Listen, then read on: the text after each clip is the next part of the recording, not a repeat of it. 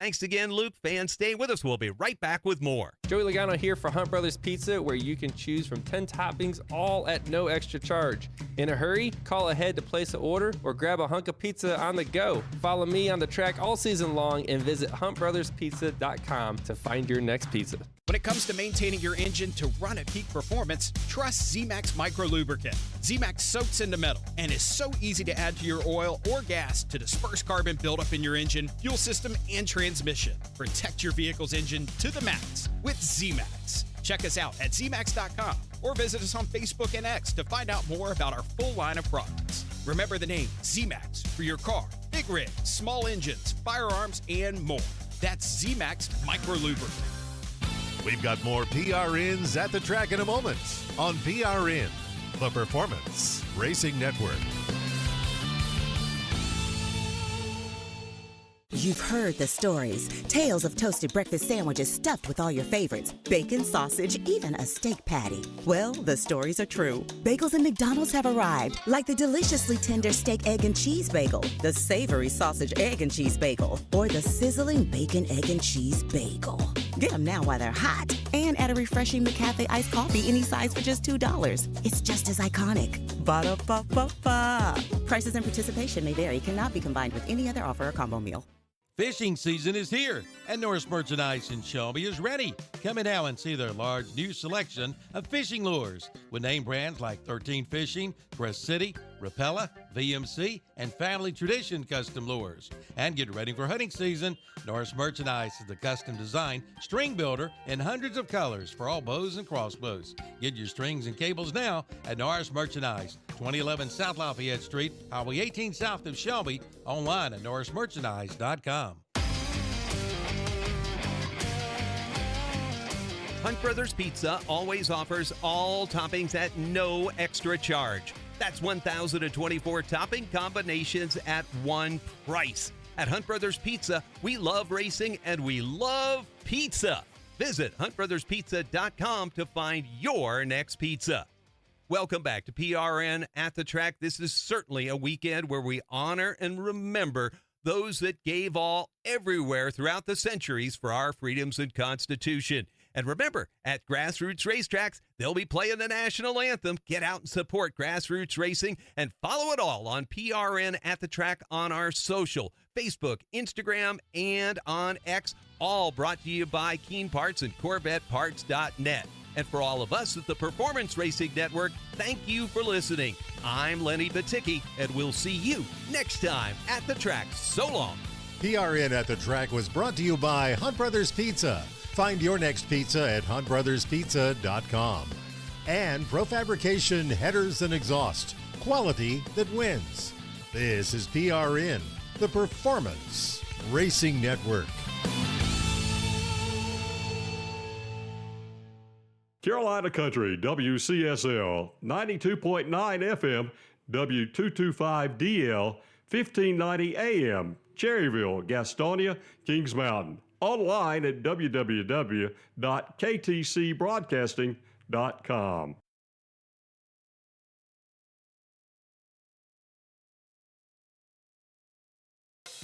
I'm Calvin Hastings, and I want to invite you to join myself, along with Captain Ron and Jeffrey the Pie Owens, as we broadcast live this Saturday, May 23rd, Memorial Day weekend, from 10 a.m. till 2 p.m. at Shelby Kia and Shelby Honda. We'll have free hot dogs, chips, and soft drinks. And register to win some special prizes like American Legion Baseball World Series tickets, Hickory Crawdad baseball tickets, free rounds of golf, free t-shirts, free food, and more. And now at Shelby Kia and Shelby Honda, you get up to $5,000 over book value for your trade-in. And also at Shelby Kia, with a new car purchase, get a free 65-inch smart TV. And at both Shelby Kia and Shelby Honda, get a lifetime warranty. A lifetime warranty. Now's the time to buy. But be sure to join us this Saturday, May 23rd, 10 a.m. till 2 p.m. at Shelby Honda and Shelby Kia, 4421 East Dixon Boulevard in Shelby. Y'all come. It'll be fun. Green Funeral Service and Crematorium in Gastonia is where their family cares for your family, and it shows. Scott, Tammy, and Jonathan Green and Green Funeral Service and Crematorium has served thousands of families since 1994, and they now offer online cremation arrangements starting at $9.95.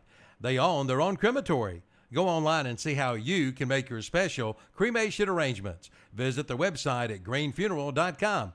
Green Funeral Service and Crematorium, 1503 South York Road and 216 Archie Whitesides Road in Gastonia, caring about you and your family. Together, let's drive with Gastonia's Chevrolet Cadillac Buick GMC in Gastonia. Hey, it's Truck Month.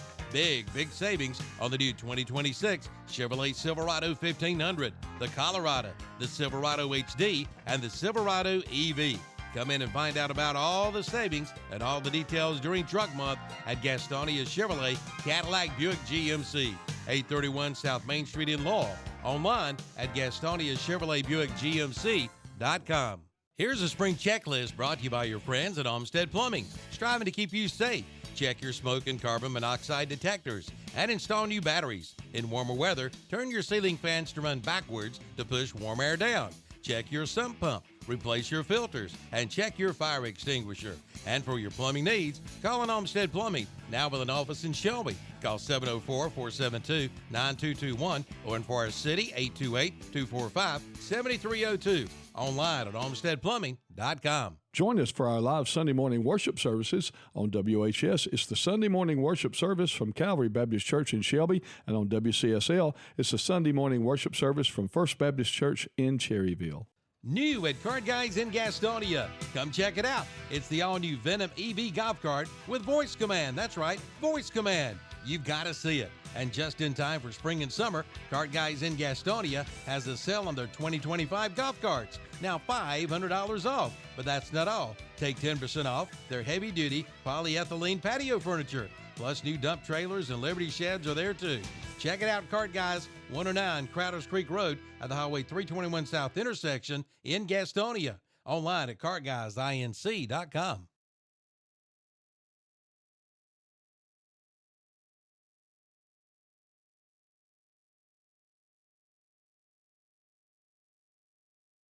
Right here in Raleigh, where basketball's a law, Wolfpack supporters go crazy every fall.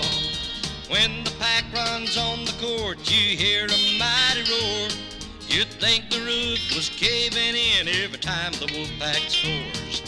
Why don't you meet me in the Wolfpack den? We'll all have lots of fun watching our team win. No doubt about it, listen close, my friend. I feel sorry for any team that comes to the Wolfpack Den. Why don't you meet me in the Wolfpack Den? We'll all have lots of fun watching our team win. No doubt about it, listen close, my friend.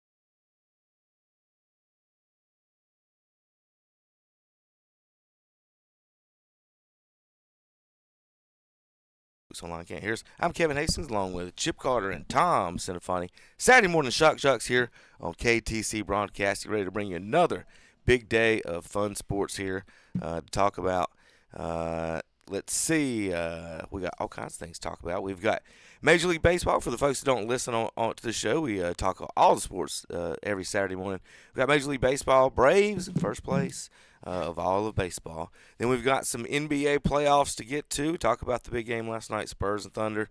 Cavs in the Eastern Conference Finals against the Knicks. We've got NFL, a couple of things to touch on. We've got golf, fun tweets, and more.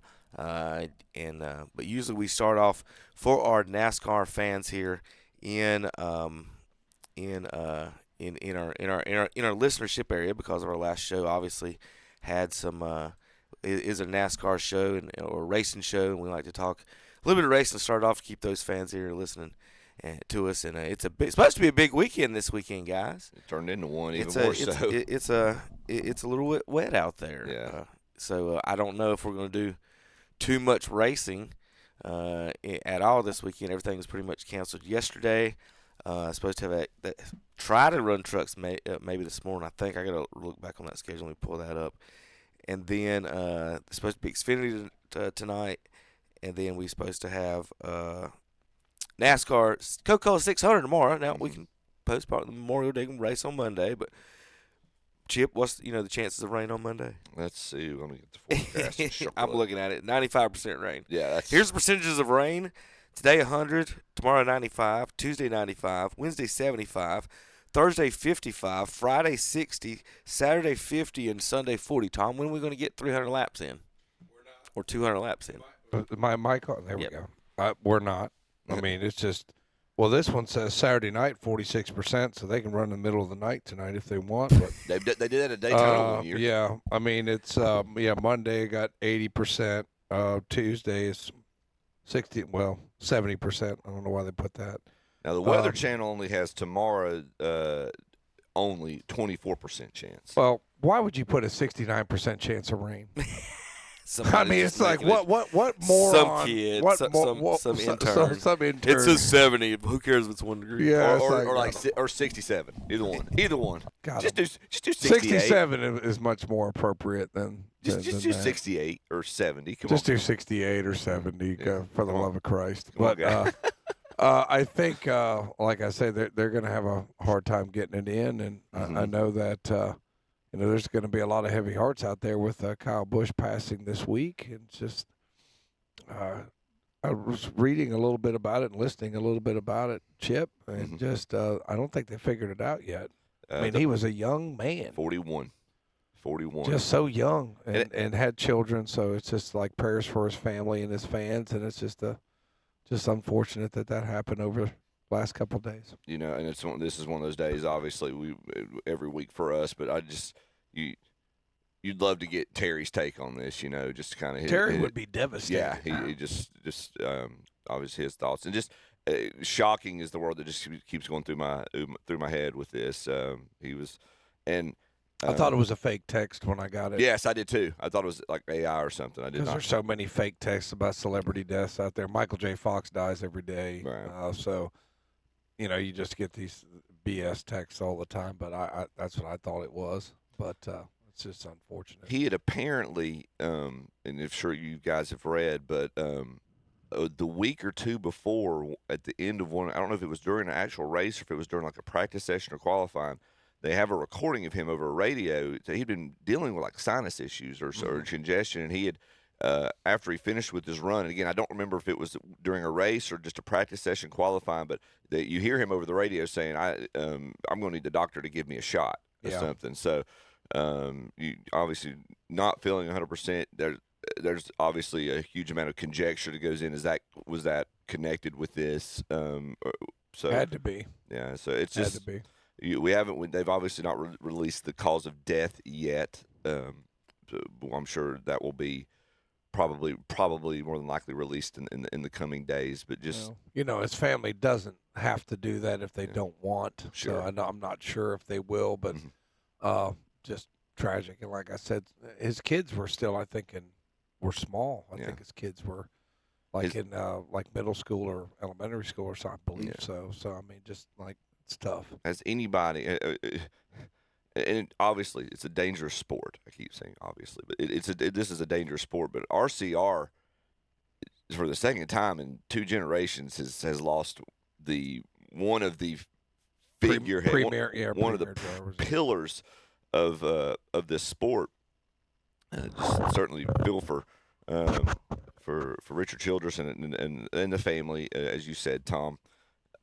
Hard to wrap your head around. Again, the word that keeps coming to mind is just shocking to me, and it's going to be. And you heard, I think Christopher Bell talked about it yesterday. It's going to be a long time before it's going to feel normal being on the racetrack without Kyle Busch out there. And we felt the same way about Earnhardt. Earnhardt, you almost felt like there was the sheriff or the guy keeping everybody in order. At the race during the race was that black number 3. You just felt like he was kind of keeping you didn't cross him. You kept everybody straight. And when that was gone, it didn't feel the same. And there's going to be a semblance of that. Obviously, Kyle had not had the level of success that we had come accustomed to seeing from him in the prime of his career. Hadn't seen that in a couple of years. His last win on the NASCAR circuit, I think, was 2023. But it's still. You were used to seeing him out there. He was a fixture, and he was a pillar of the sport. It's going to be an adjustment period to not see him out there. Well, once again, just thoughts and prayers for his family, and hopefully, they'll come to terms. Did you see his last interview where he won last week? Yeah, he said you never know when it's going to be your last. Yeah, we'll play this for some of the folks out there. And a bow in front of the fans that are all on their feet down here at the Monster Mile. And Michael Waltrip said earlier in the race that a confident Kyle Busch is a dangerous Kyle Busch. Your 69th victory in this series, your 5th right here. Why do these moments never get old, Kyle? Because you never know when the last one is, So I know all too well, unfortunately, with the Cup stuff, but here with the truck stuff right now is it's awesome just to be a part of Spire Motorsports. Thanks to Jeff and Dan and Mr. H for the opportunity. HendrickCars.com. I'm sure it looked great out front leading the race, and it wasn't just Kyle Larson doing it. So, feels good to have another Kyle being able to do it and putting ourselves in victory lane. So, love coming to Dover. Always one of my favorite places to race, and definitely some managing of the fuel there, managing of the tires there, and it was an interesting, just kind of strategic battle, I guess, from the driver's seat. And, thanks to all the fans. Appreciate everybody for being here at Dover and the Monster Mile for All-Star Weekend. We thank you, and hopefully we have another great O'Reilly race tomorrow and an even better. So that was Busch winning the All-Star Truck Series race just last weekend. I was getting ready to say that was just last week. Correct. And so Kyle Busch passes away at 41.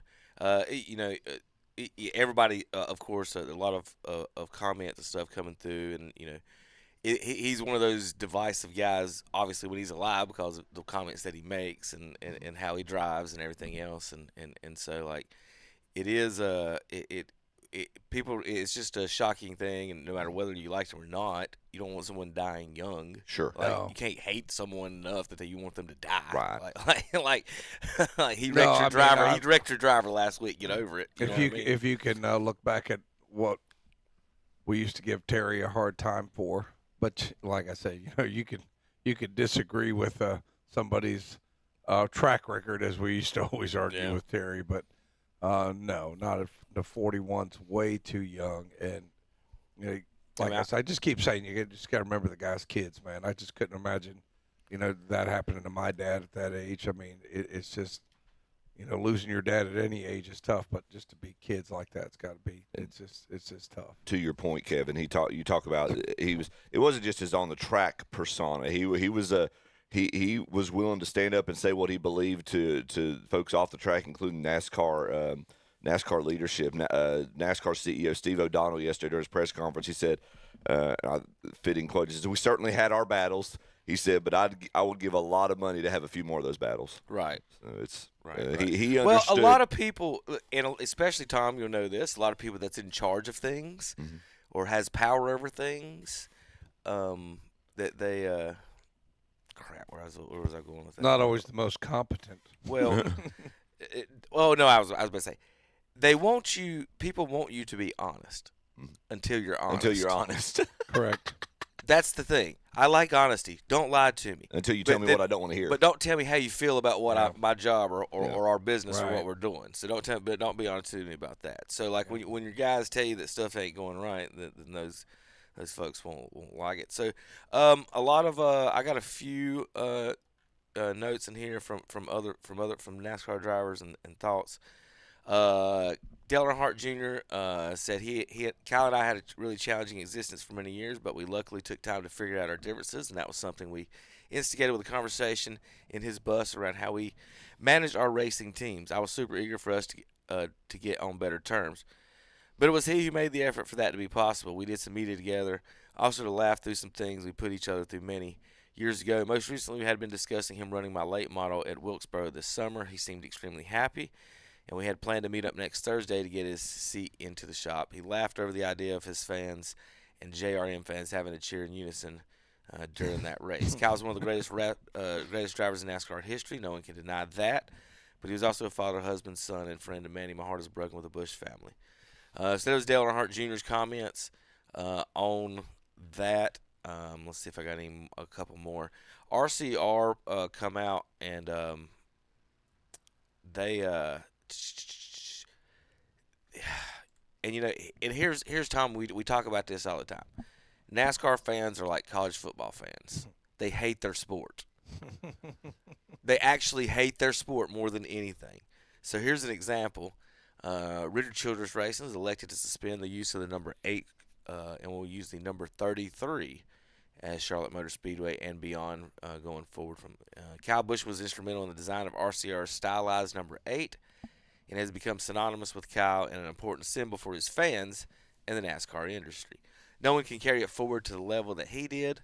The number 8 is reserved and will be ready for Brexton Busch when he is ready to go in NASCAR racing. Brexton is signed with Toyota Racing already in their development league, so there you go. That RCR is going to save it for Brexton if he gets it. Now, Chip, the internet's a lovely place.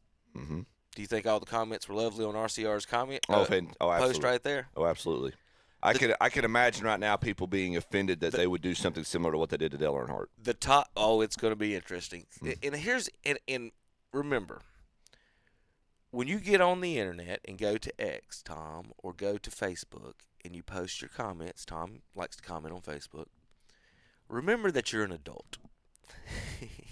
Is that directed towards me? Not directed towards you. Okay. But it's directed to the adults out there because that'll go. It's directed to the people I'm about to show who the response. Tom, no, you don't do this. The internet is forever. You're not. You don't be an adult troll and be a childish adult troll over something that has nothing to do with you. Right. So like the people that go on the people that go on college football and whine about the NIL stuff, like this is ruining the game, and I'll respond, tell me why it's ruining the game. Yeah, tell me why. And so here's some of the top comments on. I just read you the statement from RCR. Yeah. Chris Odom comments, I mean, I understand the sentiment, but yay nepotism, I guess. What? That's what he went to the internet to type, Tom. You guys want to honor the 8 for this kid's son, and your comment was, yay nepotism. Like, I'm sorry you don't know how to drive, Chris, or you'd be in the 8 car, right? Let's see. Oh, we got more. Someone did say, please have the 8 car use the pace field with Kurt Busch for the 600, which I think is a great idea. That's actually not a bad idea. Kyle will always be number 18. Dale Jr. is number 8. So now you got the junior fans fired up with that. F you, RCR, you gutless cowards. Spinning the 8 is spineless. While Kyle built that number into a F and icon, no one else can carry it. It's BS, you weak Fs, to spit on his legacy and your little S. Brexton, who ain't ready to lick his boots. Number 8 is Kyle's forever, so you heartless sellouts. Dale Jr. owns it too, you clowns. So this is a grown adult. Guy's dead. They're trying to honor his number, and that's you go on the internet, type that up, and that's your response. You're that disagreeable about it. Correct. That's why I say just scrolling down sometimes you just don't want to be known. So look, he's not all right. He's not Dale Earnhardt. I understand that. Okay, there's only 2 other guys in this sport that can claim in terms of number of championships to have the same legacy as Dale Earnhardt. All right, but the man, you said it, Kevin. he is one of 18 drivers in the history of this sport that have won multiple championships. Mm-hmm. Okay, he's cemented his legacy. Okay, he is a top, just like that. Just by that sheer stat alone, he's a top 20 driver of all time. Here's a couple tweets about you shouldn't be putting the pressure on that kid. Good gracious! If Braxton makes it to NASCAR, do you not think I might want that number, Tom? Yep. Chip, give me number 67. That'll be more fun. Right. That'll be more fun for me and my friends. That's what we should do. Like these are grown. That's a woman. We'll have LaMelo Ball sponsored on the car.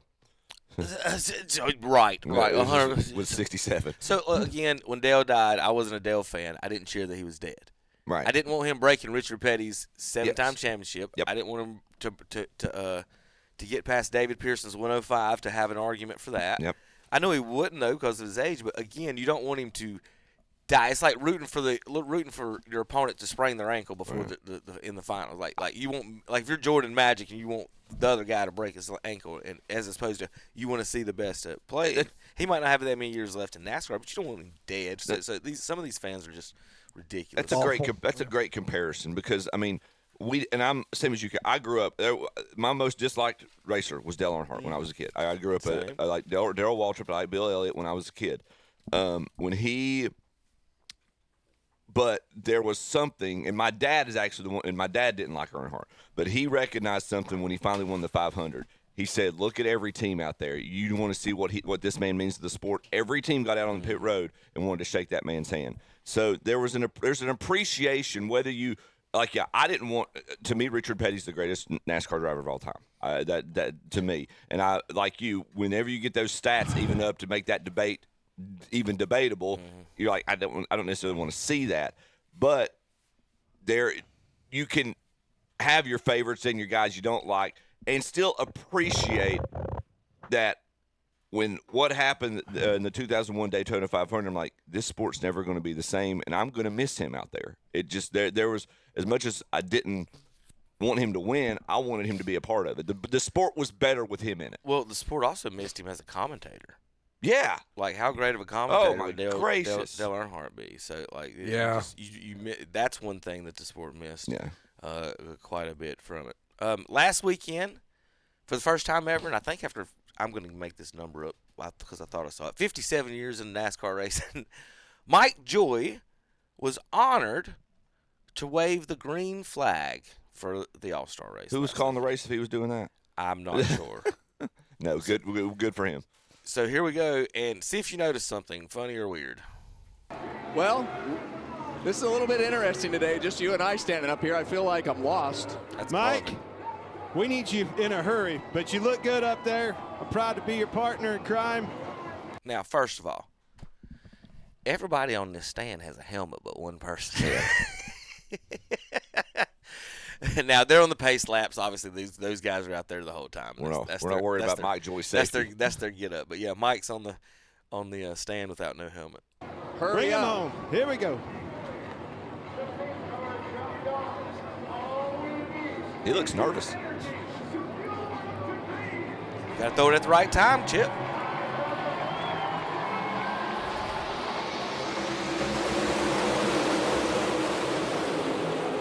So, of course, I told you NASCAR fans, hate the sport. They were complaining that they cut away from Mike here to show the cars got by as he's waving the green. Can't win. Can't win for nothing. Right there. He was waving the flag. Why'd you move it? No. Gracious. But congratulations to him for getting to wave the. How dare NASCAR be innovative? How dare? Just can we get? We should still have Dave Marcus and Harry Gant out there just driving each other at 35 miles an hour in the racetrack. We don't want to change. So, here's the highlight of the week. Last week was Carson Hocevar in the All-Star race. He had some things he had questions between the breaks. It's 15 minutes, right? From checkers to green, 15 minutes. I know where this is going. So theoretically, if I wanted to piss, I could. That's 5 minutes in there. Once they let us work, it's 5 minutes. I mean, I can piss in less than 5. You go work. You can go to work. Good to go.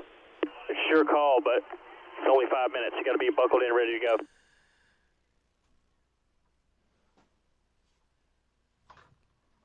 And that's him unbuckling. He gone. Tom, you got to go. You got to go. Yeah, that's true.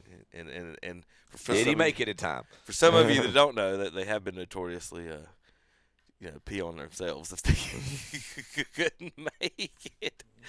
All right, we are in Charlotte this weekend again. Once again, Coca-Cola 600. What kind of odds do we have for this race that might not happen until Tuesday? Who knows? Well, they might race a couple laps a day, Tom, until yeah, unfortunately, yeah. until now Friday. But I do have the weather report for this weekend. Now here's Ollie Williams with the Blackie weather forecast. Ollie? It's going to rain. Thanks. All weekend long. Thank you, Ollie. It's going to rain.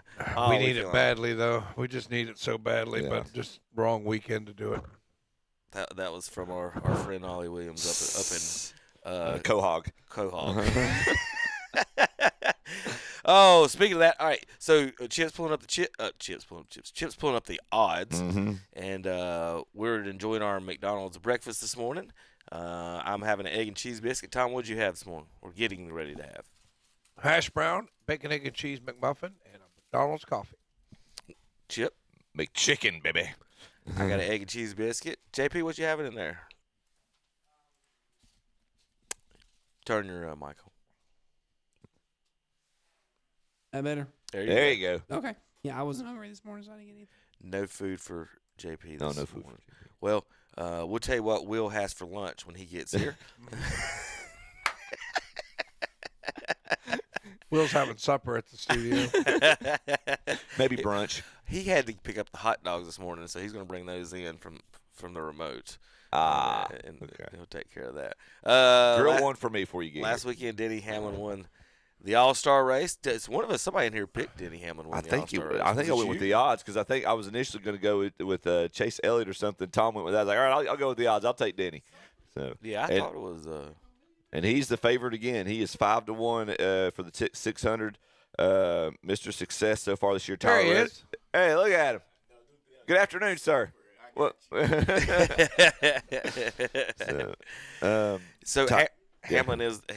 Go ahead. Yeah, Hamlin's 5-1. Tyler Reddick 6.5-1. Kyle Larson 7.5-1. William Byron and Ryan Blaney and Christopher Bell all 8.5-1. The Chase and Chase show. Chase Elliott, Chase Briscoe 11-1. Ty Gibbs 16-1. Carson Hocevar 18-1. Let's see who anybody. Bubba Wallace 25-1. I do not see. We did talk about this last week, and I talked about it with some friends last night about the race weekend. It's just not the same with the All-Star race not being here. Right. It's just leading up to the week. All the activities we don't have. And then, you can look at the All-Star race and be like, well, this car ran well. This car ran well. These guys did good. They might do well in the 600. And then also the All-Star race was a perfect race for local fans. If you were new to NASCAR, that's the race you recommended them to go. Best race to go to. Go to that. And before they actually had segments. This was the first race that actually had breakups and segments where you could, hey, I know at lap 50 I'm going to the bathroom. I'm going to go get my beer. So you could go enjoy each segment, plan your food. The weather was almost always not as hot as the 600 because they wanted to race it at night. So you got the evening night, the night part of the All-Star race. And then it was just a great, great experience to take someone who'd never been. You go into the 600, boys. You better. My advice is either show up at a mile 200, or leave at mile 400 and see the end that way. Yeah. Like, it's so long to see a 600-mile race. I think I've done it twice, the whole thing. But I like the pre-race activity and everything. So it's always good to tell people to. I'd recommend to do that, and then just show up late. Speed Street was fun before the race too. The pre-activities is way more fun than the. Do they still do that? End of the race? They still do. They don't have Speed Street. Like I remember I went in '97, and you could walk around, and they had they had Darrell Waltrip's Budweiser car, and they had some of the cars from the years past, and it was still kind of like that nutty time where if you would get an adult beverage and you walked around the wrong corner, Johnny Law was waiting on you to give you a ticket. Yeah, the last time the Speed Streets Festival was in Charlotte was October of 2021. So COVID killed Speed Street. I mean, I don't understand. Speed Street was fun. I mean, you could set up, sell some adult beverages and hot dogs, and let people go look at the old cars. We the All-Star race is the race that my wife has the one race she's ever been to, and I introduced her to how NASCAR does rules with that race because Dale Earnhardt Jr. was not in the he got voted in. Well, he didn't even get voted. He was in the qualifying race. Whoever won this race would be in the main event. He was started third. AJ Allmendinger was on the pole, so Junior's right behind him as they're doing the pace laps. Right as the start of the green flag, right as they get into the green flag zone, A.J. Allmendinger mysteriously ducks off onto pit road, and Junior has an open lane and a head start to just run away from everybody. I looked at my wife, like, that's how NASCAR does things around here. So who's your picks, Chip? Who you got? I'm going to go with momentum. I'm going with Denny. He won last week. He's favorite this week. Let's stick with Denny Hamlin. Race of endurance. You need a good team and a good driver. Tommy, who you got? I go Larson this week. He's due. I'm going. Go ahead, Chip. I mean, I will. No, I was just saying. He went with Lawson. I thought that was an interesting pick. He's due. He's due. I got Ryan Blaney. Will? Yeah. I'm going with Tyler. You know I'm going with Tyler. Okay, Tyler Reddick. I would pick Tyler Reddick. Don't even ask me no more. The rest of the season. Don't even ask me no more. Hey, SVG helped me win my parlay, buddy. Yeah. Well, there you go. Well, all right. That's our NASCAR coverage for this morning. Next road course, we need to remember that he picked Tyler Reddick, not Shane Van Gisbergen. I'm gonna do it. He won. Standings are Reddick, Hamlin, Elliott, Blaney, Busher, Ty Gibbs, Hosfar, Kyle Larson, Brad Keselowski, old man winners in there in ninth place, and Bubba Wallace right at your top 10. We'll be back in a minute. Talk NBA playoffs, Braves baseball, NFL, golf, and more coming up on KTCBroadcasting.com. The rates at the Crowder's Mountain Golf Course has increased by $5 across the board. But even with that, they're one of the best deals in the Piedmont. Come and play on their new TIFF Eagle Greens. The Business Journal ranked Crowder's Mountain Golf Course the #1 most challenging public course within 50 miles of Charlotte. For your tee time, call 704-739-7681. The Crowder's Mountain Golf Course, right under the shadows of beautiful Crowder's Mountain. Some people say there are doers, and there are dreamers. But what's wrong with a little dreaming, especially when it's shared?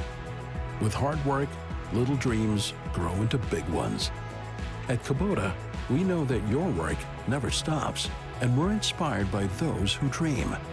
But our equipment is built for dreamers and doers, like you. Kubota, built for those who do. Your Kubota dealer is Parker Farm Service, 126 Bessie Drive, Kings Mountain. Hey ladies, imagine slipping into a beautiful new hot tub on a cold night from Innovative Pool Designs in Kings Mountain.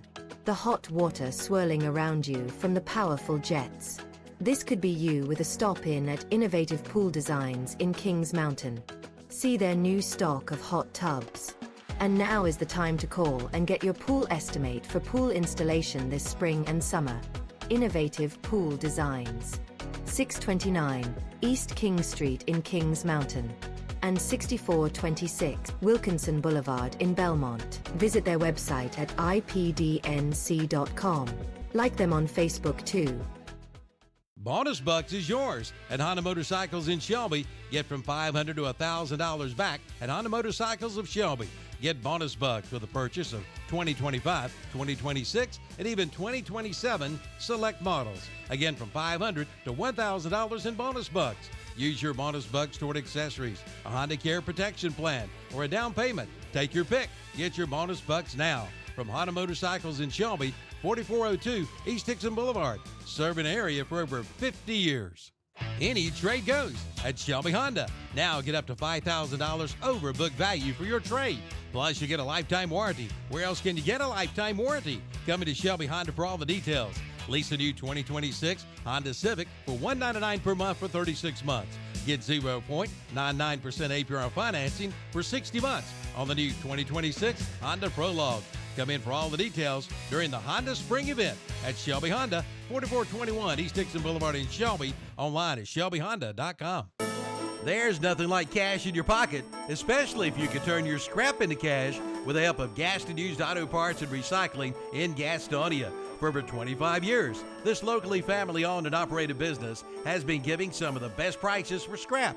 They take tungsten scrap carbide, as well as stainless steel, aluminum, copper, and brass. Need help? Gaston Used Auto Parts and Recycling will supply you with a roll-off container to help make your recycling easy. Turn your scrap into cash with the help of Gaston Used Auto Parts and Recycling. 305 Dogwood Street in Gastonia. Call 704-827-9468. Online at GastonUsedAutoPartsAndRecycling.com. And we're back on Saturday Morning Sports Talk with Kevin and the gang. Good morning, JP. Good morning, everybody. NBA playoffs. The Final Four is here. I don't know. I guess NCAA has that trademarked. But Thunder and Spurs. OKC leads 2-1. Cavs and Knicks. Knicks lead 2-0. We're going to start in last night's game.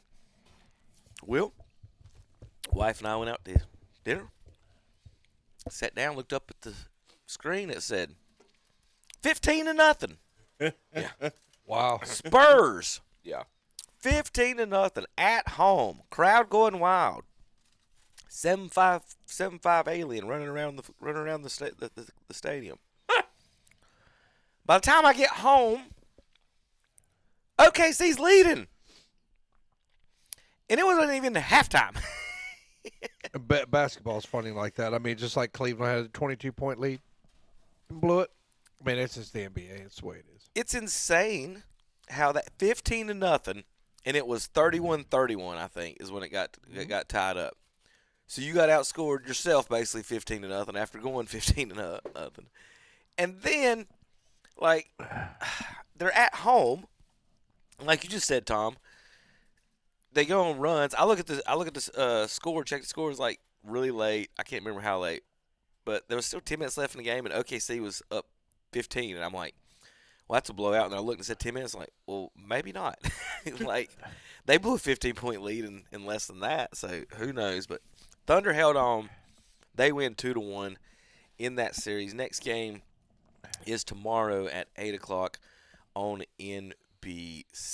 Did anyone pick the Thunder in our little group? Will, did you pick Thunder or Spurs?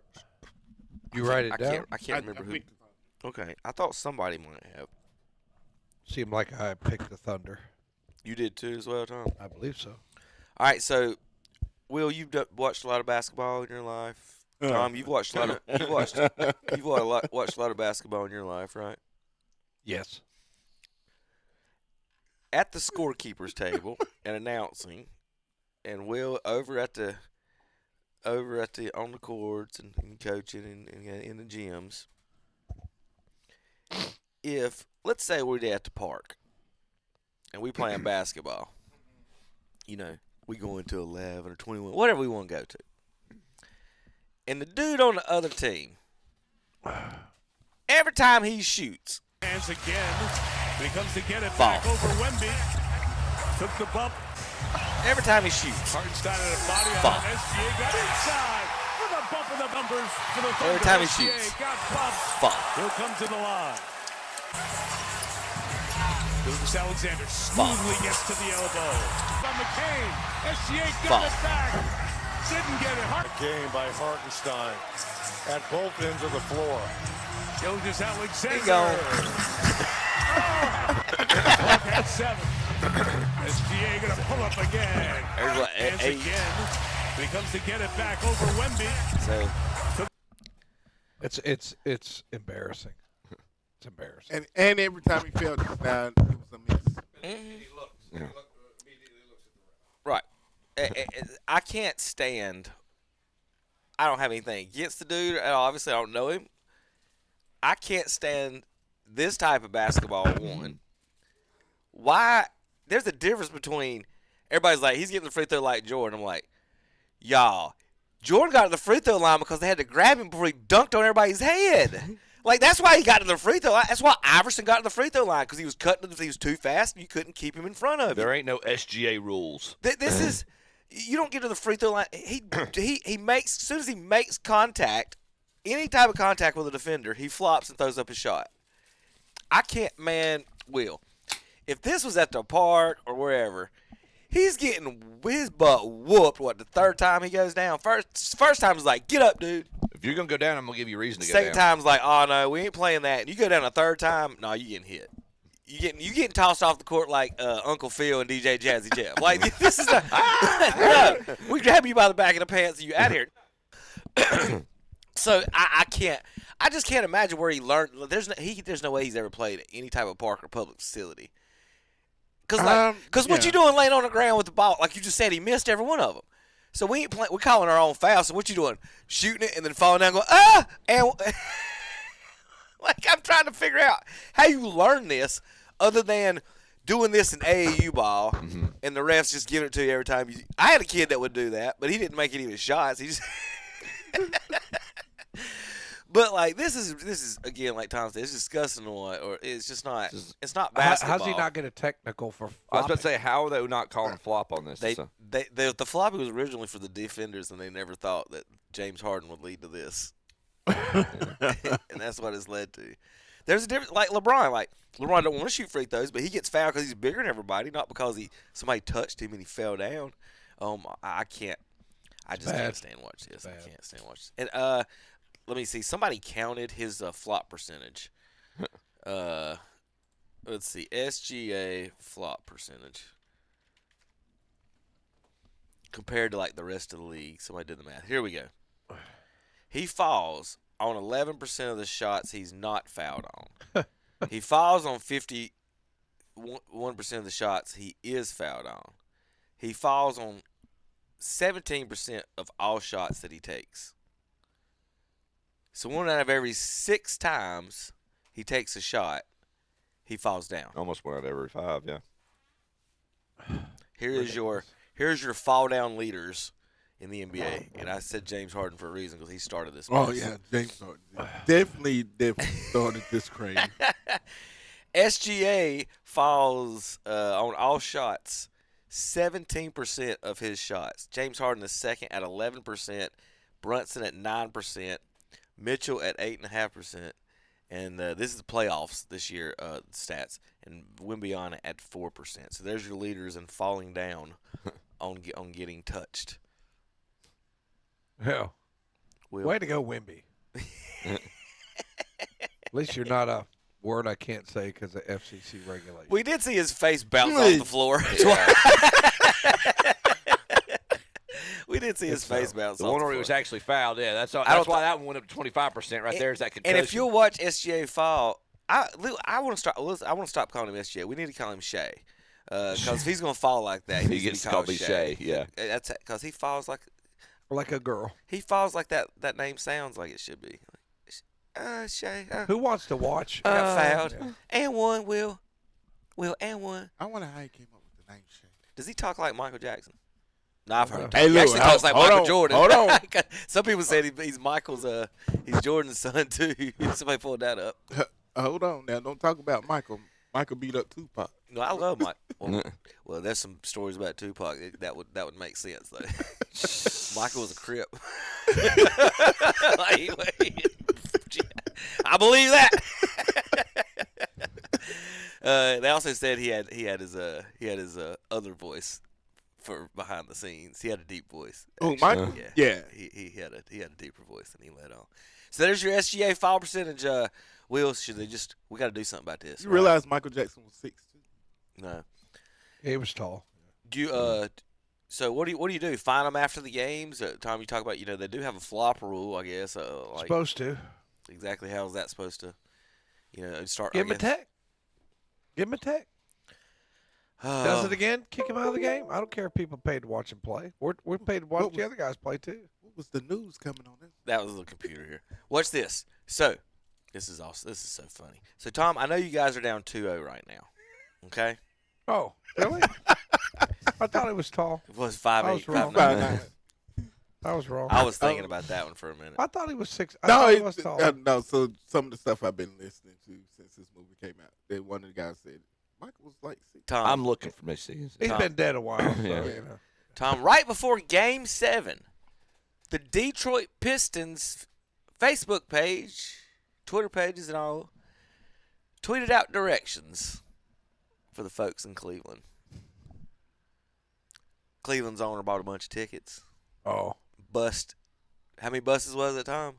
Yeah, there was It's a lot. like 10 or 20 buses He's of fans. from Detroit, though. He bust them to Detroit, following their directions, and they end up filling up the stadium and blowing the Pistons out in Game 7 after we had a blowout, or Cavs choked in 6. So, Tom, you didn't think they would do it, but you still picked them to come back and win. So yeah, I don't think I'm going to pick him to come back and win. Not after that game 1. Not after that collapse. Not after James Harden 1 for 8 from 3. I mean, he just. Yeah. Yep. Has there ever? I mean, it's a 25-0 run. The and Cavs lose the game. There's got to be And lose the game. He's got to be ranked up there as one of the only Cleveland best players to lay eggs at crunch time in playoff, like consistently in playoff history. Like he just 1 for 8. Struce. He's laying up more bricks. He's like the Peyton Manning of the NBA. Yeah, he's just a great regular season. So a lot of people, are speculating that the NBA. Everybody says this fixed and this game, these sports are fixed, and whatever. I'll chime in and have fun with that. But trying to figure out, why teams win on the road so much better now than they used to. Any theories, Chip?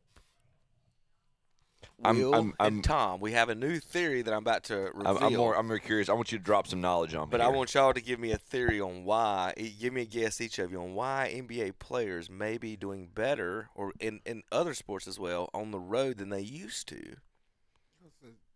The home team advantage. Stuff don't need. Say that louder. What? Do what now? The home team advantage thing. Mm-hmm. It's don't hardly.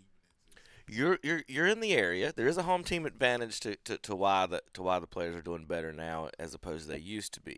But we got to think outside the box. Chip, Tom, got any guesses on why? What home field advantage do teams not really have anymore that they used to have? That technology has helped away teams to where the home field advantage has been erased a little bit. Like, and it may not be on court. Oh, okay. Well. That was going to be, it was like subtleties in the court design or the stadium design. I'll give you a hint. What type of off-court thing may be helping to away teams win more than they used to? Better locker rooms? I think it's the locker rooms or travel. All right, I got you. Yeah.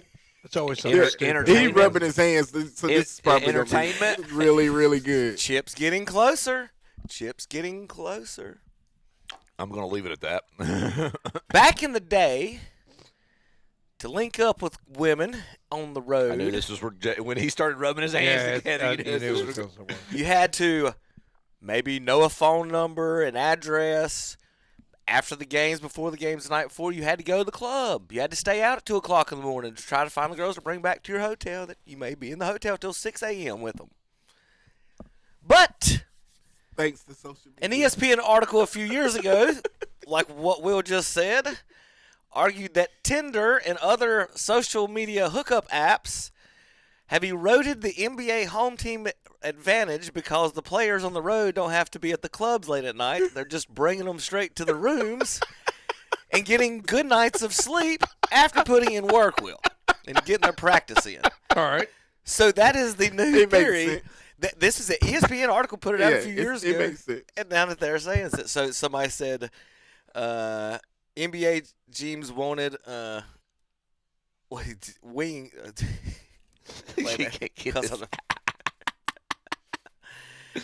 Okay. I can't even read that one. There There was one part of it I wanted to read, and the rest of it, but it all went together, and it was so funny. I was like, no, I can't read that one. So, yeah, there was a direct quote from that article says, you can link up with the girl on the plane or hotel room when you arrive and be in your bed by 9. So there you go. Nice and rested. So if you're betting against road teams anymore, it might not be that big of an advantage, Tom, other than the crowd. And you guys were the crowd in Detroit, so. I reckon. All right, Tom, 2-0. What you guys going to do? Get beat. I mean, it's just, dude, I love my Cavs. Don't get me wrong, I love my Cavs, but you can't just blow that lead. Psychologically, it's just too tough, man. I think this is going to – I think we'll split in Cleveland and then lose game 5.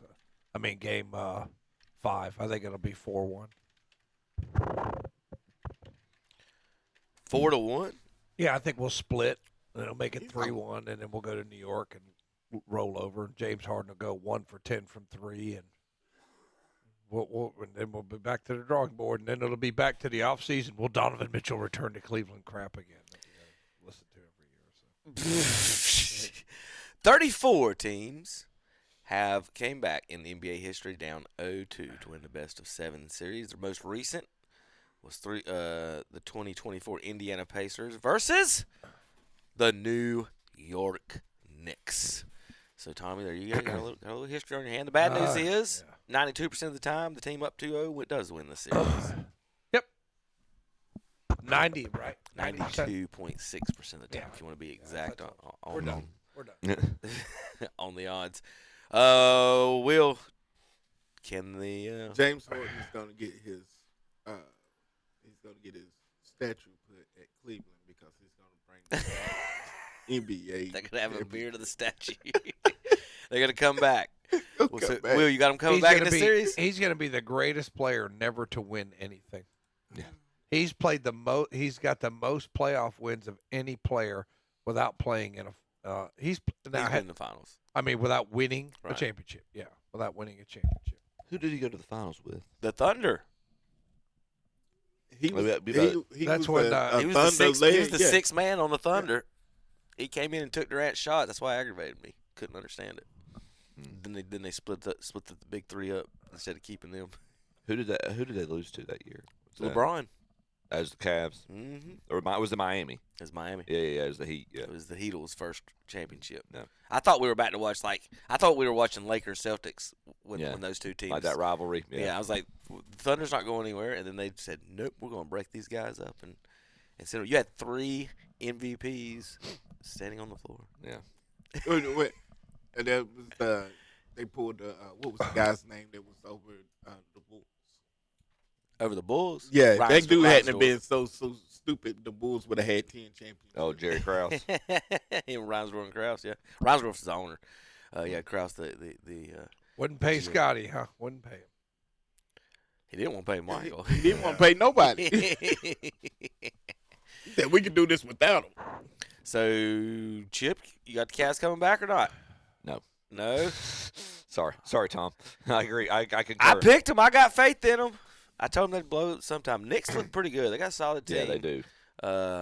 But can't blow a 25-0 run on the road when you gotta get one on the road. As history tells us, with the Knicks, they're not in the finals until they win. They've got to win those other 2 games. So they're choking franchise. I guess the Thunder's probably the best overall team. Looking at it, I guess.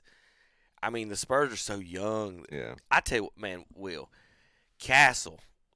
The way he gets off the floor and dunks so quick, he's got Barkley hops. It's not that he just. It's like bam. Right.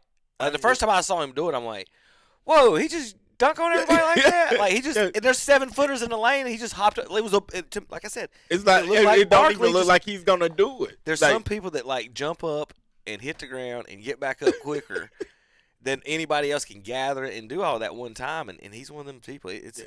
He has opened my eyes with his. How tall is he? Is he 6? He's like Barkley size. Well, here's the thing, real quick. My petition for the world on measuring height.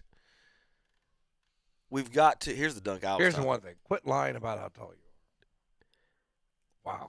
Now that one wasn't a quick one. That one he jumped from like almost He's Jordan's heights. I don't even know He's 6'6". why this dude stayed in the lane. He watched this come to his face. I don't even know why he stayed there. He should have bailed out an hour ago. But he's 2 foot jumping outside the circle. You just got posterized. Is that Holmgren or is that somebody? Is that another? Let's see. I looked up Castle Dunks. I'm trying to find the one in the lane. He got one quick on him. It wasn't that one, but everybody's like happy about that one. But anyway, all right. Yeah, so here's the thing. I've got here's my complaint, and I kind of mentioned it before. Measuring height. Okay, we say Peyton Manning's 6'5", Drew Brees is 5'11". Drew can't see over the line. Well, Drew's eyes are not 5'11". Drew's eyes are like 5'8". Yep. He can't see over. His eyes can't. His forehead don't see over the line. So Peyton Manning gets listed for an extra 2 inches of forehead. At least. That doesn't help him see over the line one bit. It's more like 6 inches, but you know. Right. You can argue that with your wife, Chip. Between 2 and 6. We'll use Peyton's forehead as a scale. But my argument has always been some dudes got big old heads. And some dudes got haircuts you can't, like, how do you measure Stephen Castle's head? Like, where is his hair actually measured for if you say he's 6'6"? So they do measure from like the top of the hair though. That's what I'm saying. Like, So he's really like 6'1", but if you measure the top of hair, he's up in Wemby territory up here. Now he's Wilt Chamberlain. So do they match the forehead? Do they measure the forehead line? So my thing has always been, we should measure height by eye level. When you stand next to somebody and you look at somebody, how are we taller? You look if your eyes are going up or down. If you're looking in front of, going nose to nose. We should up everyone's height instead of where your forehead goes or the top of your little whatever Castle has on his little mop head right here. That's what 8 inches at least he got at. So I don't know how tall Castle is, but like I said, we should measure to eye level, and then we would would call it eye level instead of height. Perfect. Let's do it. We do wingspan. We can't do eye level. We could. Drew Brees might have a higher eye level than Peyton Manning. We just don't know it. Drew Brees' legs is quite considerably shorter. So is his forehead. This is again. Just tell me where we're measuring his head at, and then I just want to know. I just want. Do they mash the ruler down? So do they? Wait a minute. Will, do they stick it through the hair? Like a stick? Do they stick a stick through the hair and find the top of his head? Back in my younger top days, of his crown. When you used to look like that, did you claim 6'8"? I didn't have, but I had a little bit of. Gotcha. But they would push the thing down. In Right. football, they push it down on top of your head. They push. Through I remember that. Yeah. Yeah. They and then it touched. But you can't They do did, that. they to did that. to Kevin too. Well, they did it to everybody. But like, yeah, that I've seen the guys with the froze. Yeah, they'll push it down and be like, yeah, you're 6'2". So I was just curious on Castle where's his measuring point? Is all I'm asking. Julius Erving in the ABA, he wasn't really. But again, if we all measured at eye level, then you wouldn't have this problem. So anyway, all right, picks. OKC and Thunder. Anybody changing their feelings, or are we still with who you? Do anybody remember who I picked between these two? He's supposed to write it down. I think you and Chip picked Thunder.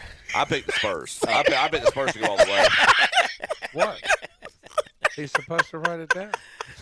He used to always write. We need Terry back. Terry used to always write everything down. That's on me. I guess I was our statistician. I didn't keep up with He it. needs a new notepad. Will. You don't have a new notepad. Needs more cowbell. Well, yeah. Spurs favored by 1.5 Sunday in San Antonio for Game 4. Cavs and Knicks do play today at 8 o'clock on ABC. Cleveland's favored by 2.5 in that one. Any other special news or bets in that series, Tom? I'd bet on New York. Probably get pretty good odds.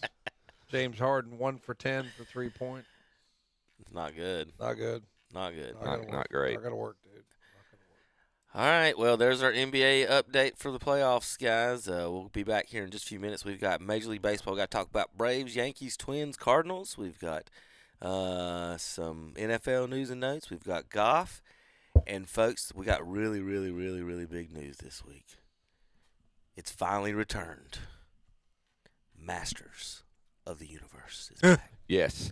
We'll be back in a few minutes. KTCBroadcasting.com. I'm Calvin Hastings, and I want to invite you to join myself, along with Captain Ron and Jeffrey the Pie Owens, as we broadcast live this Saturday, May 23rd, Memorial Day weekend, from 10 a.m. till 2 p.m. at Shelby Kia and Shelby Honda. We'll have free hot dogs, chips, and soft drinks. And register to win some special prizes like American Legion Baseball World Series tickets, Hickory Crawdad baseball tickets, free rounds of golf, free t-shirts, free food, and more. And now at Shelby Kia and Shelby Honda, you get up to $5,000 over book value for your trade-in. And also at Shelby Kia, with a new car purchase, get a free 65-inch smart TV. And at both Shelby Kia and Shelby Honda, get a lifetime warranty. A lifetime warranty. Now's the time to buy. But be sure to join us this Saturday, May 23rd, 10 a.m. till 2 p.m. at Shelby Honda and Shelby Kia, 4421 East Dixon Boulevard in Shelby. Y'all come. It'll be fun. Key Builders in Lincoln is proud to say congratulations to all our 2020 graduates on a job well done. It's time to enjoy all of your accomplishments. We congratulate you on your success and all that is yet to come. We're happy to see you graduate and achieve your goals in life. Again, congratulations to everyone from Key Builders, 1459 North Aspen Street in Lincoln. When it comes to insurance, it's never a good time to get caught up in the pits. Race to the front of the pack with Turner Hauser Insurance Group in Lincoln, your Erie insurance agency. Since 2001, Turner Hauser Insurance Group has been putting you first. Take caution when you buy insurance.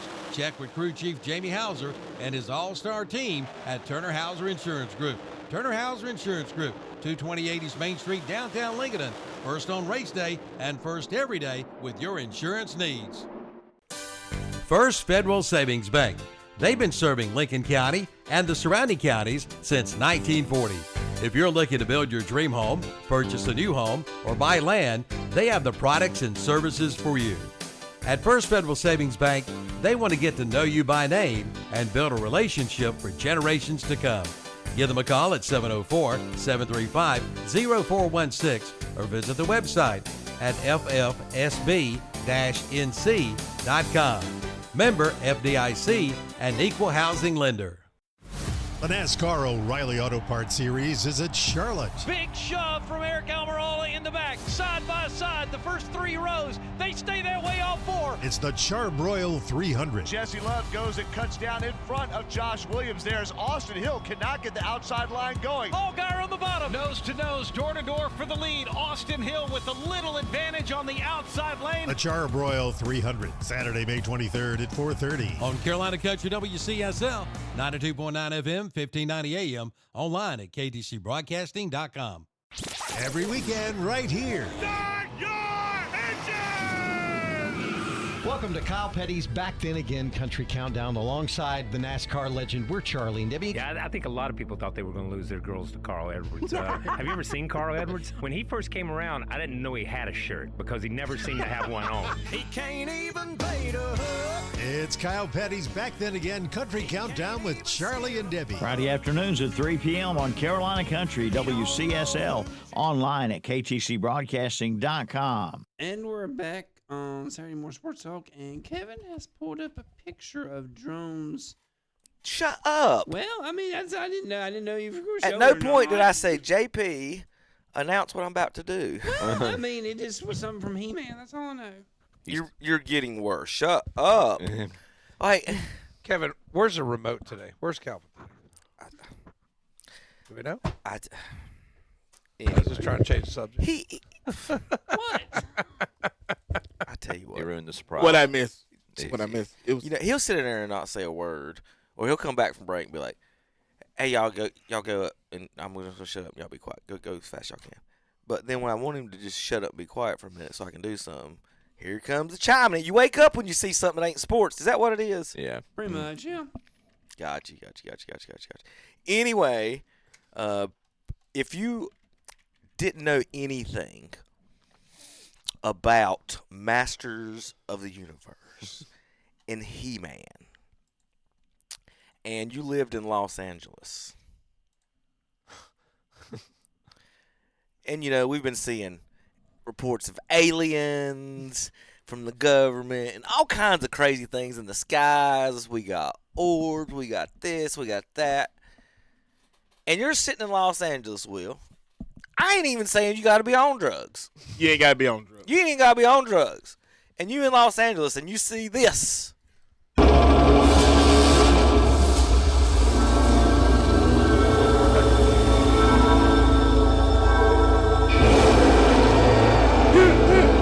Again, you're sitting on your back porch. What in the world? You don't know anything about He-Man, Masters of the Universe. You don't know what's coming out next Friday. And this is over the whole city of Los Angeles. My kids be crying right now. Skeletor, in what is now the world's largest drone show, over Los Angeles, MGM goes their promotion. Skeletor over. Skeletor? Man. Or Skeletor, however. Now, what's funny is I told my wife I'm so ahead of the game. Now watch the drones. They go from Skeletor's head. Those are a lot of drones. So I always couldn't figure out, Halloween and stuff. There wasn't no Skeletor outfits. That would be the coolest outfit. I ordered one 2 years ago, so I actually have one and wore one to a Halloween party a couple years ago and trick-or-treat with the kids. By the power of Facebook. I wonder if this voice going to be as deep as the other. You would have to have that voice. We'll watch the trailer of the round. I'm not sure I can show the trailer on YouTube. Probably can, because once you go see the movie, they probably wouldn't care. But the final trailer did come out this week. We'll watch it at the end of the show and they can kick us off.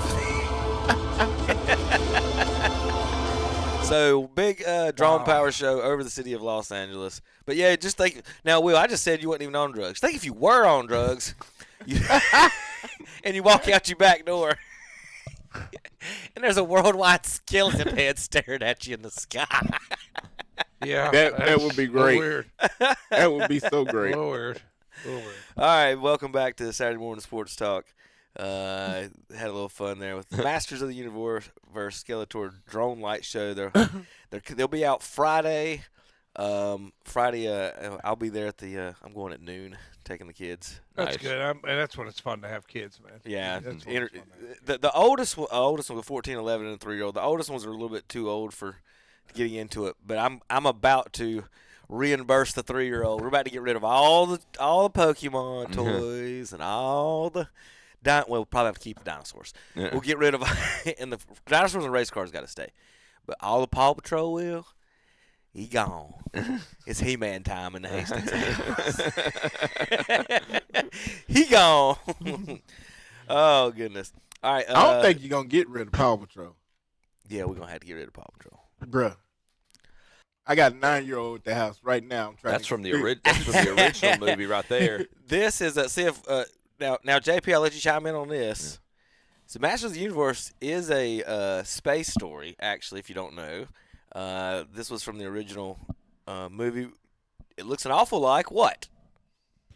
Looks like a lightsaber hilt. It does, but it is called the synth. It's the synthesizer. Yeah, it's round. It's got a wider diameter than a lightsaber hilt. Got a two-handed. Yeah, right, like a broadsword. Yeah. But anyway, they stole a lot of or picked a lot of stuff. It actually there was no comic, there was no nothing. It was just a toy brand that came out, and they made the movies and the shows after the toy brand. Mm-hmm. So one of the only only shows to ever do that. Zach will try to know the exact how that went down, but anyway, Dolph Lundgren was the original He-Man. A little fun there for Eternia and everything. Ivan Drago was the original He-Man. Yeah, Dolph Lundgren was. He was original everything. Looked at Skeletor, he's like, I must break you. I must break you. If he dies, he dies. There's Dolph. All right, let's talk a little baseball. Baseball. How about those Atlanta Braves? How about those Minnesota Twins? I don't think anybody's saying that well. No, you are in third place. That's the good news. Bad news is 3 games under 500 and 6 games out of first place total. And here we are in the So you saying we have a chance? No, you don't have a chance. 6 games out. The baseball is one of the only sports. It's 200, it's still 200 games to play. I don't just care. 6 games out. I don't care. I do not care. Baseball is one of them sports, kind of like football. Well, football, there's like 2 or 3 teams you can tell early on when they aren't going to win anything. But baseball, third of the way season, we already know your season's over in Detroit and Kansas City. Season's over in Los Angeles and Houston. Just done. Just done. I love how the Athletics just don't even have a city. They're just the Athletics. The Athletics. And we talked about this. The American League West, you should be ashamed of yourself. Like Seattle, you have a home. Texas, you have a home. Yeah. Houston, you have a home. Like, y'all have home stadiums. Y'all have. Los Angeles has 2 homes. Los Angeles and Anaheim. The Athletics are playing in a minor league park, so now the Players Association needs to use this against the owners when they say we need new amenity, or actually cities need to use this against the owners when they say, especially someone like the city of St. Louis, when they say the owners are blaming the fans for not coming. We need help with the new stadium. The city's being run into the ground, first of all, and then you're going to come out. So when they say need a new stadium or upgrades to the stadium, the old George Shinn routine for you Charlotte fans and the Jerry Richardson routine, the Sacramento, Los Angeles, Las Vegas A's have proven that you don't need any luxury boxes to compete in baseball, in order to compete in any of these sports. So Rays are in first, Yankees in second in the American League East. Only 2 teams over 500. Guardians over 500. How about the Chicago White Sox are one of the 5 teams above 500 in the American League. The A's are the only team in the West, 2 teams in the Central, 2 teams in the American League. Chip, 6 teams make the playoffs. Yeah. American League, are we going to get a 6th team over 500 before the end of the season? Possibly. Maybe. We just got our 5th team with the White Sox.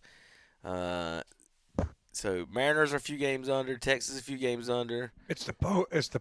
The Pope is willing the White Sox to a winning record. Weren't they like 2 and 160 last year? They were bad. Will's Twins, they're only 3 games under. They could get to 500. I have a hard time seeing the Blue Jays staying under 500 for the year. Blue Jays were 3 under. Cleveland went to Detroit and swept them. Swept them out of the building. Detroit what? Building. Detroit what? The Pascos. Detroit Pascos. Yeah, did you talk some smack to Brent Pasco on that one, Tommy?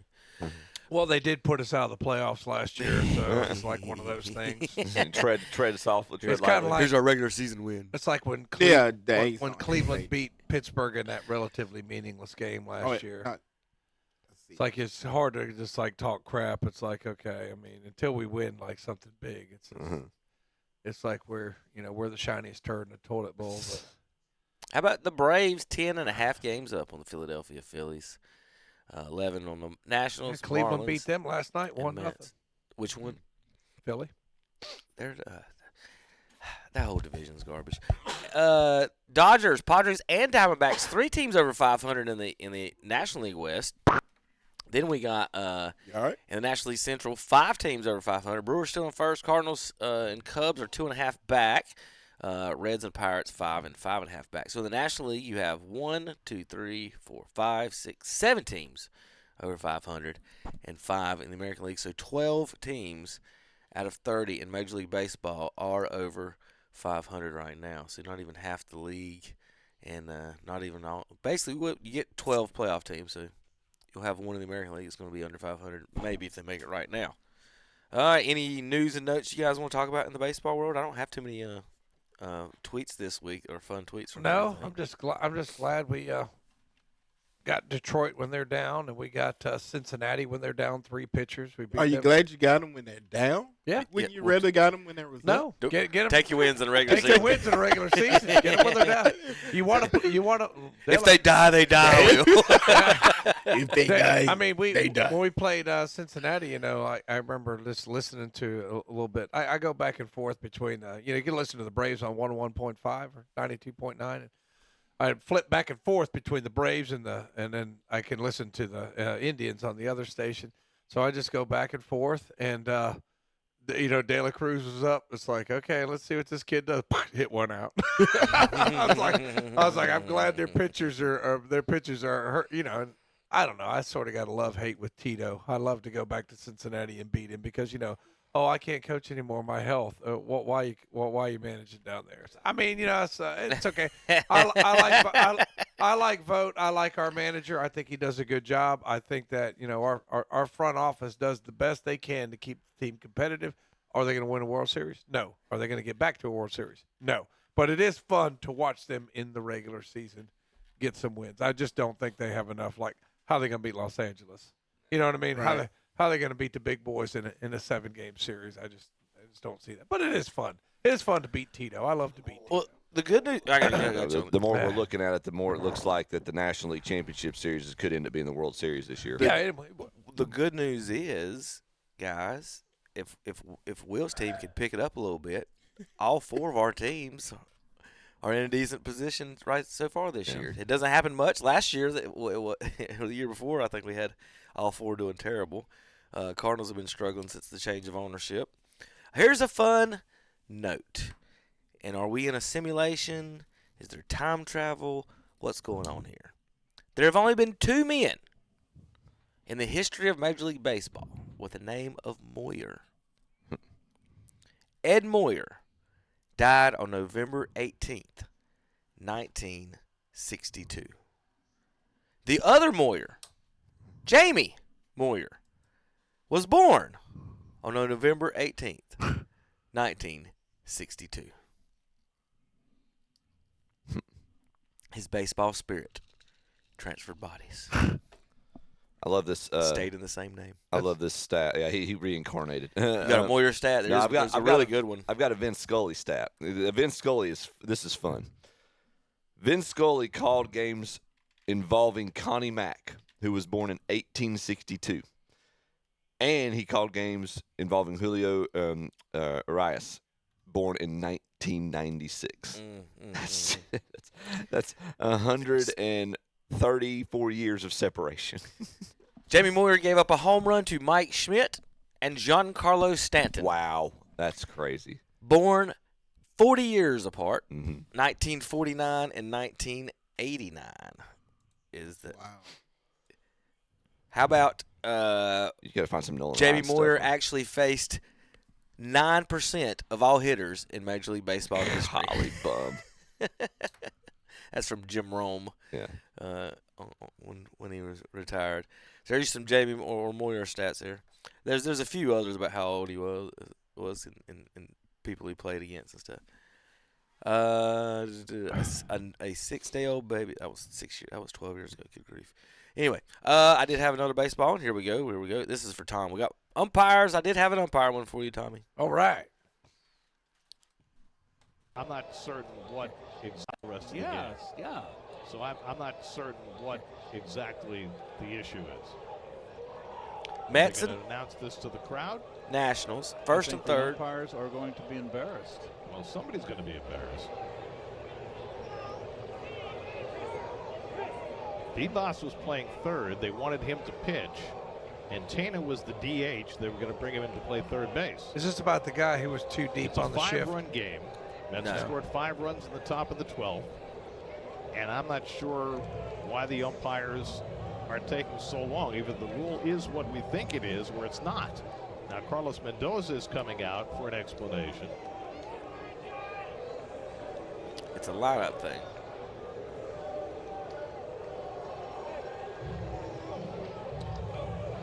And Todd Tichenor, who is the home plate umpire, everybody looks confused. He's trudging back out. He's going to make an announcement. I didn't think it was going to take a minute and a half to figure this out, though. We probably need to explain what's going on to the radio. Well, yeah, we've got some umpires not knowing what's going on. The announcers. Washington can bring a non-pitcher in extra innings. So the umpires did not know the rule. That's basically what this came down to. That is truly embarrassing. It is. So you can't pitch a non-pitcher now in Major League Baseball. They changed the rule in 2020 in the first 9 innings. To the current rule. What? Used to be that you didn't have restrictions on when position players could pitch. Then they made them tighter, and then they made them even tighter 2 years ago. It used to be 6 runs, then it's 8 runs, but in extra innings. Basically, in extra innings, there is no rule a position pitcher can pitch. Major League Baseball put in a rule 2 years ago that position pitchers couldn't pitch for certain, except in certain situations, down 8, down 10, things like that. And one of the rules was extra innings, a position pitcher can pitch because you may be out of pitchers at that point. So that was the rule. The umpires didn't know that they were trying to keep. One of them was like, he can't pitch, and so that's what they were arguing about. And they didn't know. They actually didn't know that rule. And so I guess Mendoza, the coach, explained it. Oh, how embarrassing is it to know that stupid rule? Oh, I mean, it's just everybody jumps on the let's pile on the umpire there. They didn't know a stupid rule. Here's the thing. What's probably the reason, happens once every 5 years. Right. What's the reason for that rule, Tom? Is because, again, you'll be out of pitching. Somebody is mad in the stands that you're losing 16-15 and you're letting the right fielder throw, so you save the pitchers. Yeah, right. And someone is mad about that because they don't know baseball. So who makes somebody complained enough? It's ruining the game. It's 16-1 or whatever it is. Like, what? People, again, they're like the fans that are college football fans and NASCAR fans that just hate everything about their sport and complain about everything. Like, why does that matter?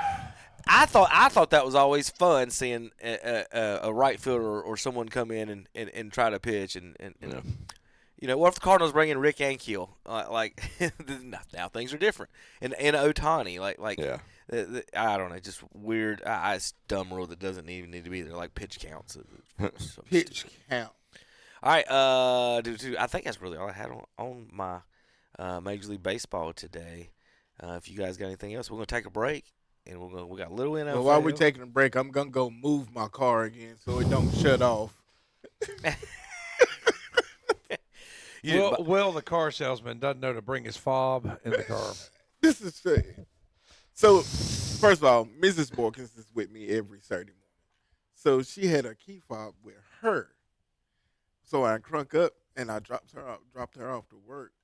Oh, she's got the key fob. She's got. I was trying to figure out what you're talking about. Where's she working? So you have no key in the car, and his car is running. She's the barber. Oh. So she couldn't get, like, in between appointments running up here real quick, or is it too far? Well, I got the car. Oh. No, Tom, she can't. That's right. Yeah. She cannot come on up here. Yeah, so not everybody's redneck like me with 5 cars, right? Take one of the other ones. Will, you could have put in a DoorDash order to get to pick it up and bring it over here. You could. Probably say DoorDash by key fob. You could. Somebody will do it. Somebody will pick it up for you. It's worth $10 to somebody. Go get that key fob. Yep. We got this last segment, so I think I'm gonna be okay. All right, we did miss this week over at Indy. That's a block, Townsend. The Wiener 500. Oh wow! And is this a clean move or is this just racing? Having a look. Seattle dog making a move. So first of all, we got the Chicago dog, the Slaw dog, Seattle dog, a chili dog, corn dog, and New York dog. They're not labeled on the dogs. Yeah. So how do you know which dog's which? I think the top Does of it say their names up top? The tops look different. All right. So, Will, do you want to choose an announcer or just let the guys do it from Indy? We're gonna let the guys do it from Indy because they got accents. Yeah. And they're talking wieners. That's a block, Townsend. That's absolutely a block. That is a dirty wiener. I don't think I can endorse that kind of behavior. They were buns to buns.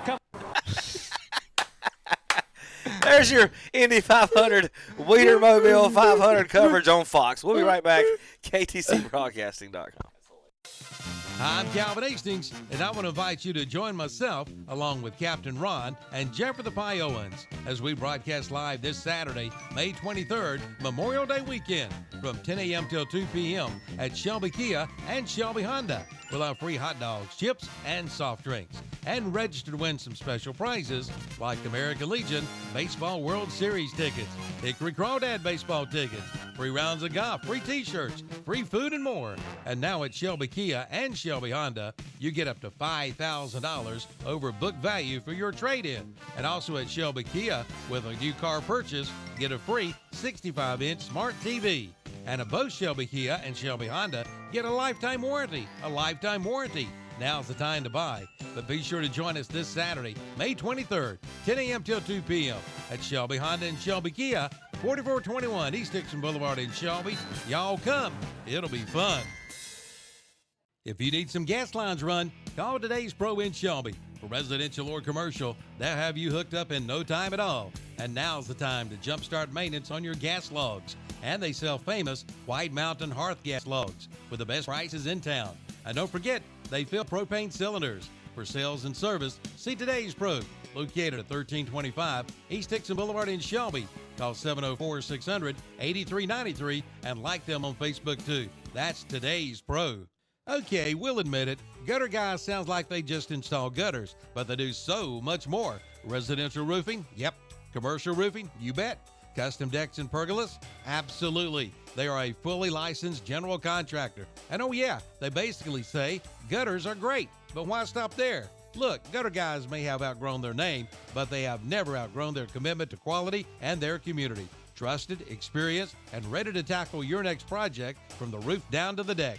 Gutter Guys, so much more than gutters. Give them a call at 704-879-4384. Online at gutterguysconstruction.com. You always feel better and look better with a clean haircut, and so will your lawn. To get that professional clean cut, call the Yard Barber at 704-751-2314. The Yard Barber does all types of lawn maintenance, including weed eating, edging, grass cutting, mulch, rock and flower bed maintenance, bush and tree maintenance, weed killer for flower beds, driveways, and sidewalks. Also leaf, tree, and bush removal. Prices range from $25 to $65 depending upon size and condition. Get a clean cut today. Call the Yard Barber, 704-751-2314. That's 704-751-2314.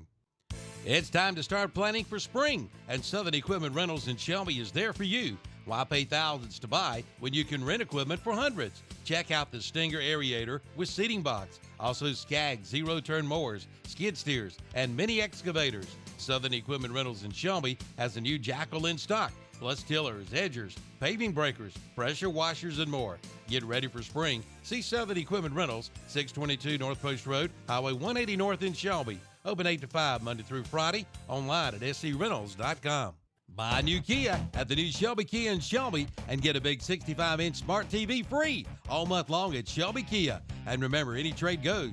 Now get up to $5,000 over book value for your trade and ask about their lifetime guarantee. Now, who does that? A lifetime guarantee. Coming out for all the details. A lifetime guarantee, up to $5,000 for your trade, and a new big 65-inch smart TV with your new Kia purchase. Shelby Kia, 4425 East Dixon Boulevard in Shelby. Online at shelbykia.com. And we're back with Kevin and the gang. Some of us are here. Yeah. Now. Will's moving his car.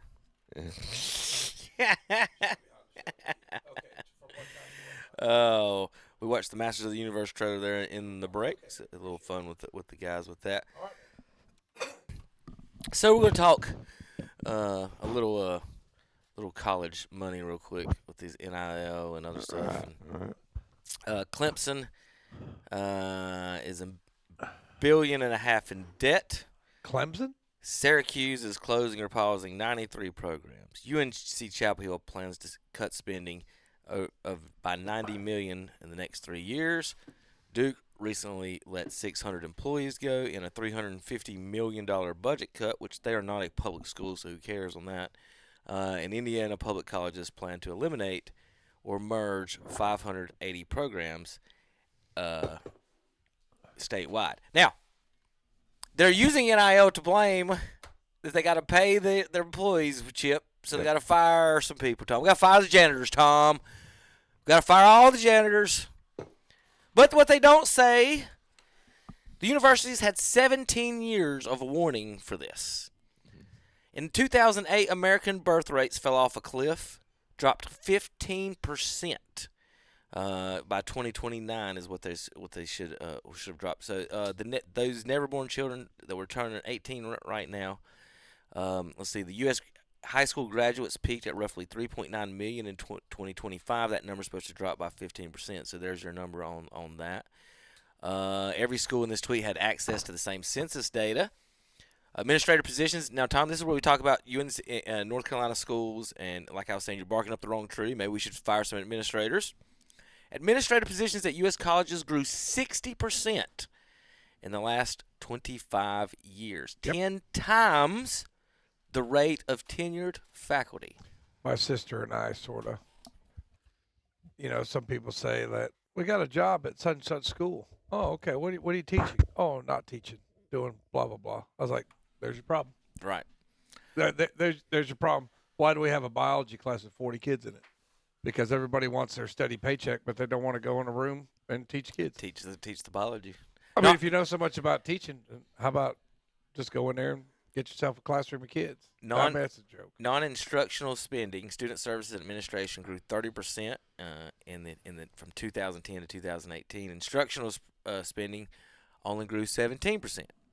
Average tuition at the four-year public colleges went from $3,500 in 2000 to $10,500 in 2023. Yale has more administrators than graduate students. That's stupid. Yale has 5,400 administrators, 5,000 graduate students. I mean, we talked about it. We actually talked about it in government class. It's just like incremental growth. You need more, you need more, you need more, and it just never stops going up. It's like you don't need all. I mean, it's like I thought I had one boss, now I got three. You know what I mean? It's just like you see it everywhere. I mean, it's just what's going on. I mean, go in and do the real work. No matter where you are, just go in and do the real work. That's the problem. My thing is, how did they do it before? Because before they had all these extra administrators, people actually got the job done. That's what Bill Maher says. Well, Bill Maher's like, what are all these people doing? Well, Tom, here's the thing. I'll go with you. They argue in the in their little thing that they put out a few weeks ago that they need to spend more per student. That doesn't equate. No. Mississippi does better than New York does, and New York spends way more money per student. But Tom, if you go back to if I responded to that teachers union and said they wanted $20,000 per student spent, but they'll spend that in the administrative fees and not on not in the classroom. That's what frustrates me. And real quick, Tom, I'll let you go there. I want one more point on it. But if I turn around and say, okay, Mr. Teacher Union guy, you believe that each student should have $20,000 spent on you, right? They'll say yes. Well, can I have that $20,000 for my son and my daughters? I'm homeschooling 3 kids.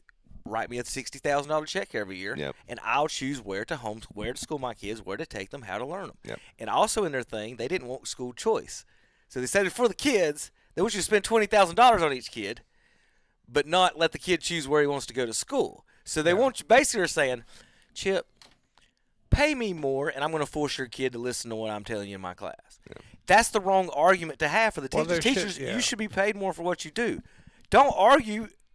Pay us and not let the kids use the money on the actual kids instead of paying the administrators. And there should be, and there should be choice within the system. I'd say that it's every kid doesn't need to have 4 math classes. Every kid's not going to need to study Shakespeare in 12th grade.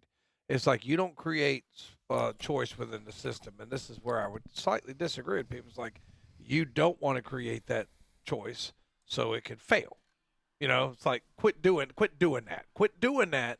Give these kids choice within the system.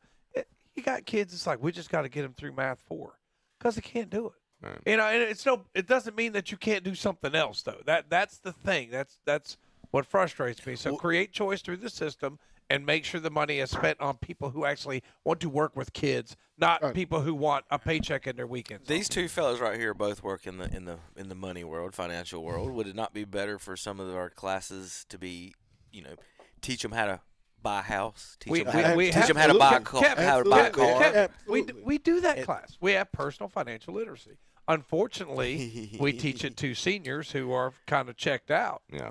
And I tell you what, like I have bent over backwards to teach these kids about 529. Yep. And, like college savings plans. Teach them like, okay, what are the advantages of money markets over CDs? I mean, we do. I bring in a bank. I try to bring in Chip, but couldn't work it out. I bring in a bank representative from PNC. We do that. And I just want everybody to know out there, we have an entire course dedicated to, like we go over student loans. we go over APR calculations and things like that. But it's not just that, Kevin. It's like there are some kids that want to go to linesman school. So let's design a course for them. Let's let those kids graduate when they're 17.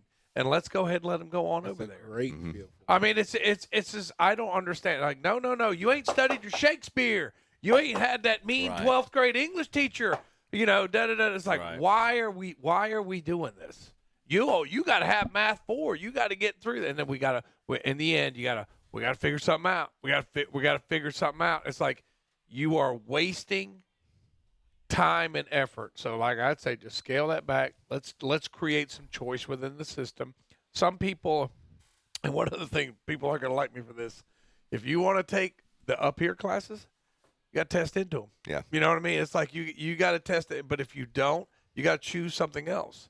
Or study, make sure that you're ready, show us that you're ready for these things. I mean, it's like there's so many things you need to do that we're not going to do because politicians are just sitting there. They want to quibble with, in teachers unions. I'll say they demand some stupid stuff too.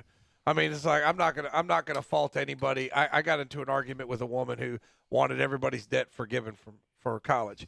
I was like, what about my daughter? Well, I'm not worried about your daughter. I was like, yeah, because she was responsible and paid for her own college. Yeah. That's why you're not worried about my daughter.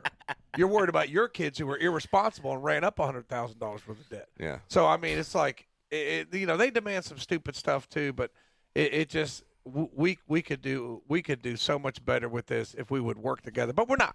We're going to draw our lines and then fight. We care more about, and this is a common problem in that realm of the society right now. Is we care more about getting credit than doing something right. Doing something for the kids. It should be about the kids. And I hear so many people. Oh, I retired and went down here. Oh, what are you teaching? Oh, I'm a blah blah blah. We care more about making sure the other side doesn't get credit than working with them. There you go. That's the problem. That's the problem. And that's across the board. And or either party. Not just the credit, but who should get the blame. Who get blamed and who get credit. Right. I talked about it with the group. It's reality TV. These guys, 50 years ago, 65 years ago, working in the public service sector, call it politician, whatever, working in public was an honorable position. There's not a more laughing stock position in this world. If you tell somebody you're in politics right now, you are immediately assumed to be a liar. Yeah, you're immediately assumed to be a dishonest liar. Rightfully so, though. I mean, look at your at your politicians. It's a laughing stock. So just look at what you got out there. We're talking a little bit this earlier about Stephen Castle and the height, and I want to measure foreheads and everything. Peyton Manning is 6'5". We're going to talk a little football here. Thank you for the segue. Drew Brees is 6 foot even, according to the interweb. Mm-hmm. Here's a photo of them together. Now remember, Peyton is 5 inches taller. Wrong one. Switch over. Choop, choop, choop, choop, choop. We talked about baseball. Yeah, we did baseball. Yeah. There we go. Now, tell me that forehead does not give him an extra 2 inches on Drew Brees when his eyes are only. We've already said that. Peyton's eyes are looking at his eyebrows. You told me to have a conversation with my wife about this earlier. Right. So, Tom, this is what I'm talking about. Is that eye level? Drew Brees is actually closer to Peyton than the height says. His eyes are closer than 5 inches away than the height says. So the forehead, the eye line level. I want to talk. They actually look like they getting ready to daggone rumble right there. That is a pretty good. It's looking like Chip and Jack Nicklaus there from they don't. That's messed up. That's messed up. No, they don't look like. Dang AI. AI. All right, so I did that. I've got a trivia question for you guys. What is the only franchise to draft multiple quarterbacks in the same draft? This isn't accurate because unless it's the 49ers, there's been more than one. Does one of them have to be a first-round draft pick? Do what? Does one of the quarterbacks have to be a first-round draft pick? Multiple Hall of Fame quarterbacks. Okay, all right. Thank you. That clarifies it. Multiple Hall of Fame in the same draft. In the same draft. That would be the 49ers because you have. No, they weren't drafted the same year. Okay, so we're looking for a team who drafted Hall of Fame quarterbacks in the same draft? Yes. What franchise drafted multiple Hall of Fame quarterbacks in the same draft class? Oh, wow. There was one franchise that did it. This is don't tell me yet. Don't tell you got to look at all the teams. I mean, y'all need to look at the teams. I need to look at all the teams. I'm not looking it up. I'm looking at the teams. That's what I'm saying. I'll pull the teams up for you. Okay, thank you. I'm not trying to cheat. He's finna say Chat GPT. Who did that? I'm not doing anything, guys. Chat GPT. Yeah, that's probably what he's doing. There's you some American Football Conference teams. So you got to think Hall of Fame quarterbacks. Like how many? So how it many was the AFC team. Well, I'm showing you the AFC right now. I can show you So the that NFC. I mean, oh okay. I can't fit them both on the screen right now. Okay. No, I could do this. Watch this. Oh, there we go. There's y'all the team. So what franchise drafted 2 Hall of Fame quarterbacks in the same draft? And it's only been done once before in the history.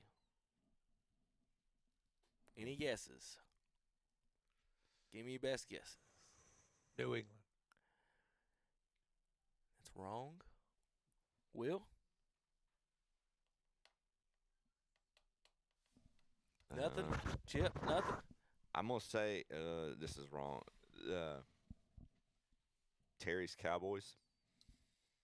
Wrong. Okay. But you're close. So you're in the right geographically or conference or division. You could say geographically, but I was saying close of Terry. So Terry's a hint, and geographically. Are y'all ready for the answer? Yeah. City? Yes. Y'all ready for the answer? Tom is right. It was Kansas City.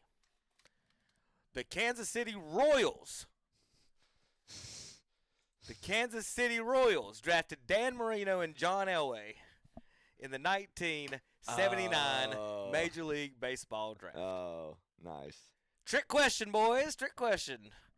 I asked what franchise. Yeah. I didn't ask what football team, Yeah. NFL team. Oh, gotcha. I asked what franchise.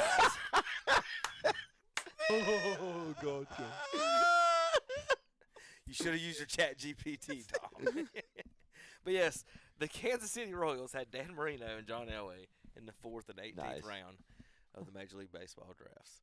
Dan must have been pretty good. That is my favorite. That is my favorite 30 for 30 is from Elway to Marino. Yeah, so good. It's the back story behind all of the draft moves that first round. I'm telling you. So Listen, good.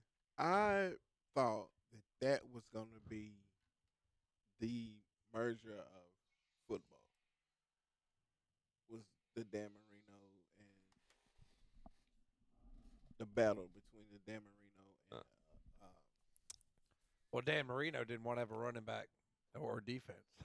He just wanted to throw for 400 yards a game.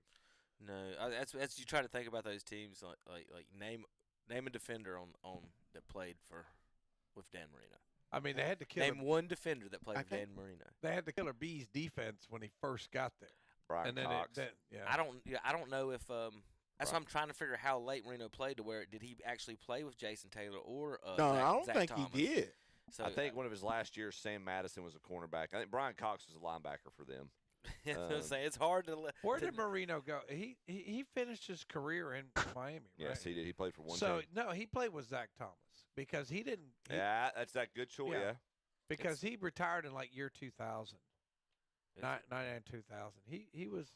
I remember his last game. I think Minnesota beat him like 58-0. Marino retired in 1999 at 38 years old.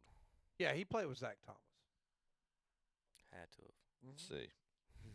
The stats. I would say a running back, like what would you say, Jim Jensen? In 17 like seasons, Zach Thomas started playing in '96. Yeah. In 17 seasons, how many 10-win seasons did the Dolphins have under Dan Marino?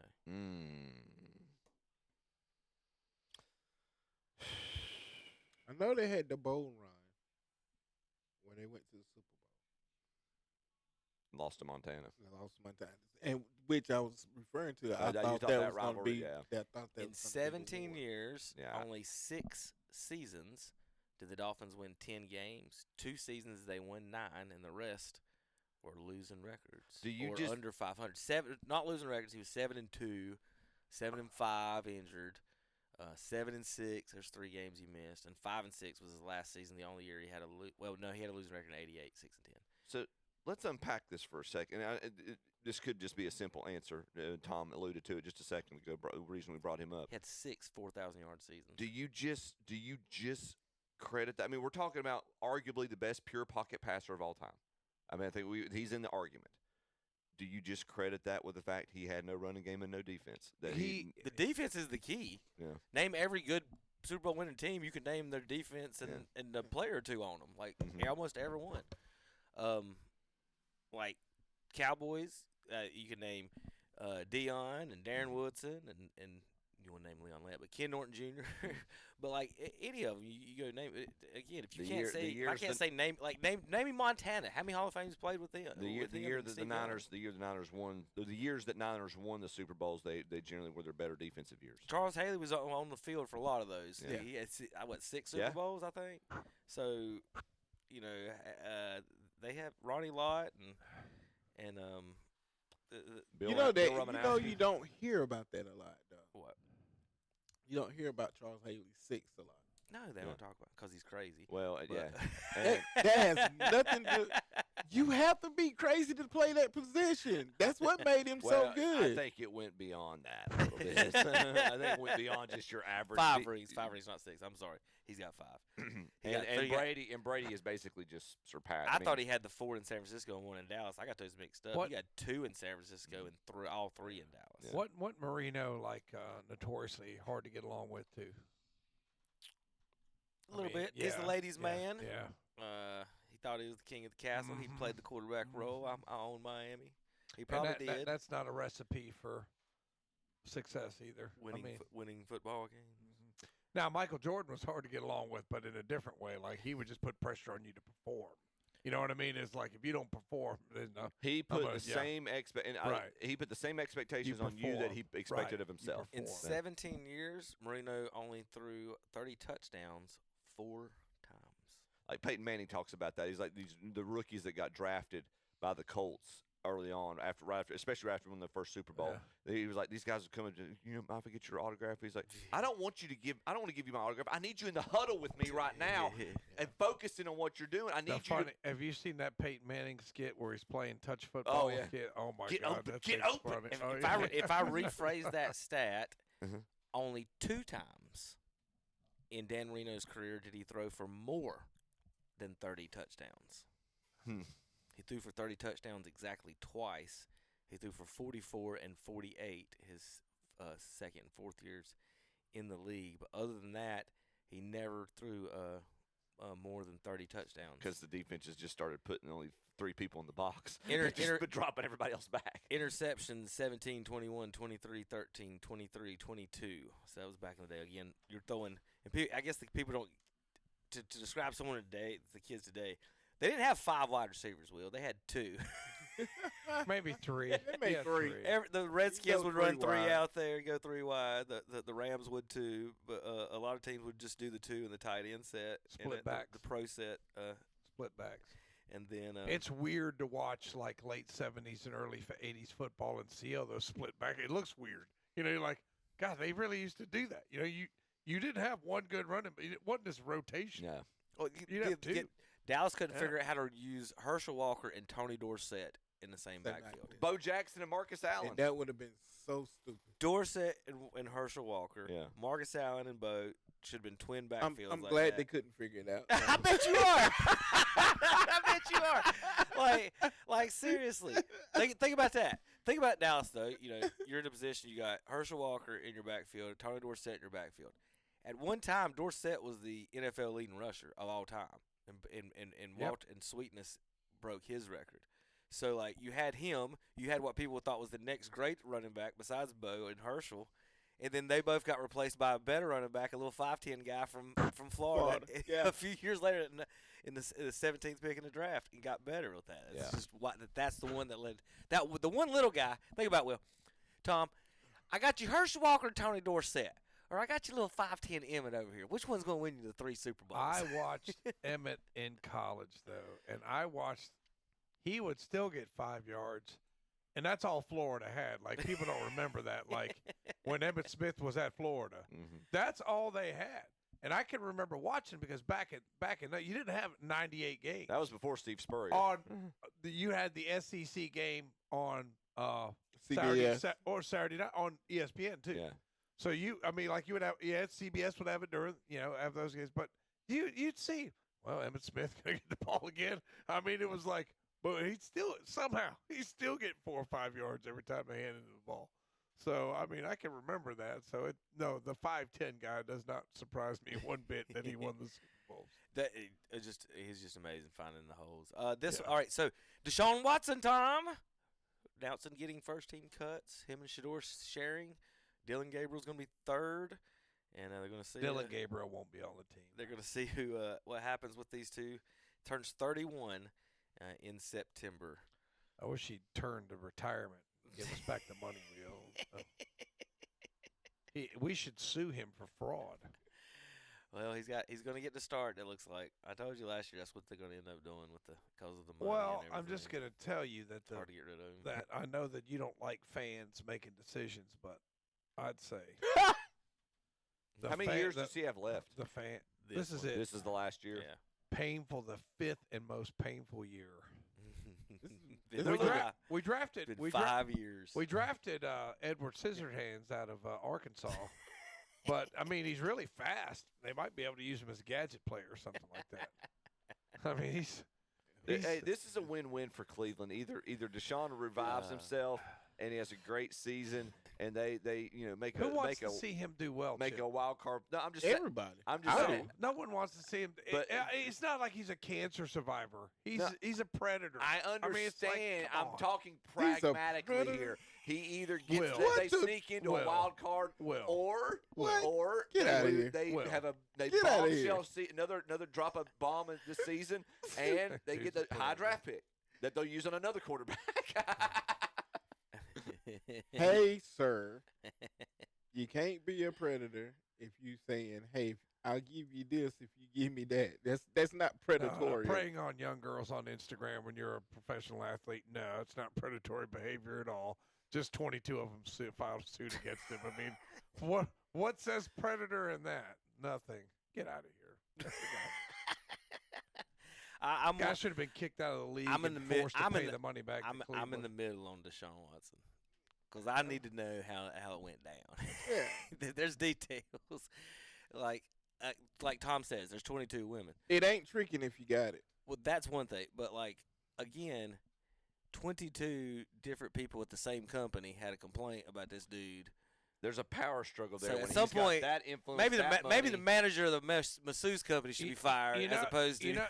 No, he wasn't. He was going to Instagram and getting girls who weren't masseuses. Oh yeah, just filing them in. See, but what I'm saying too is Houston knew what was going on and hid it. Mm-hmm.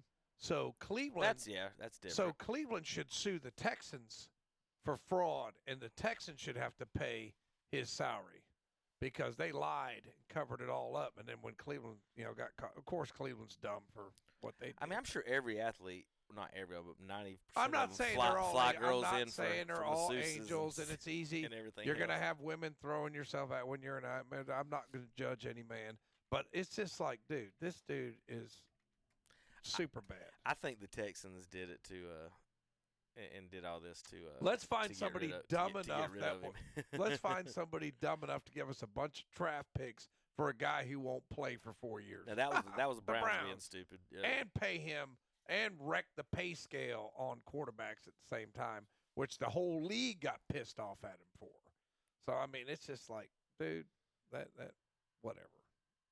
When I hear he's going to play, I'm like, okay. I was like, can we just get another year over with? Investigations reveal that Houston Texans were, quote unquote, enabling his behavior by providing venues for massage appointments and even supplying non-disclosure agreements to Watson for the women. So the Texans were giving him non-disclosure agreements because he's a predator. Okay, that's why. why would you need an NDA if you're doing something honest, right? We need an NDA. If anybody's wanting you to sign an NDA, that means they're doing something a little shady. So, I mean, it's just like, I mean, I don't know. When I'm hearing his name in the mix, I'm like, can we just trade him for like a 9th round draft pick? Which I guess it doesn't exist, but it's just like, I would take a 9th round draft pick for him if you'll just take him. Just please take him. Please. And buy a hot dog while you're Please buy a hot dog. All right, we've got golf to go over. Anything else we haven't finished up with? Have y'all ever seen a man throw a punch after getting knocked out? No.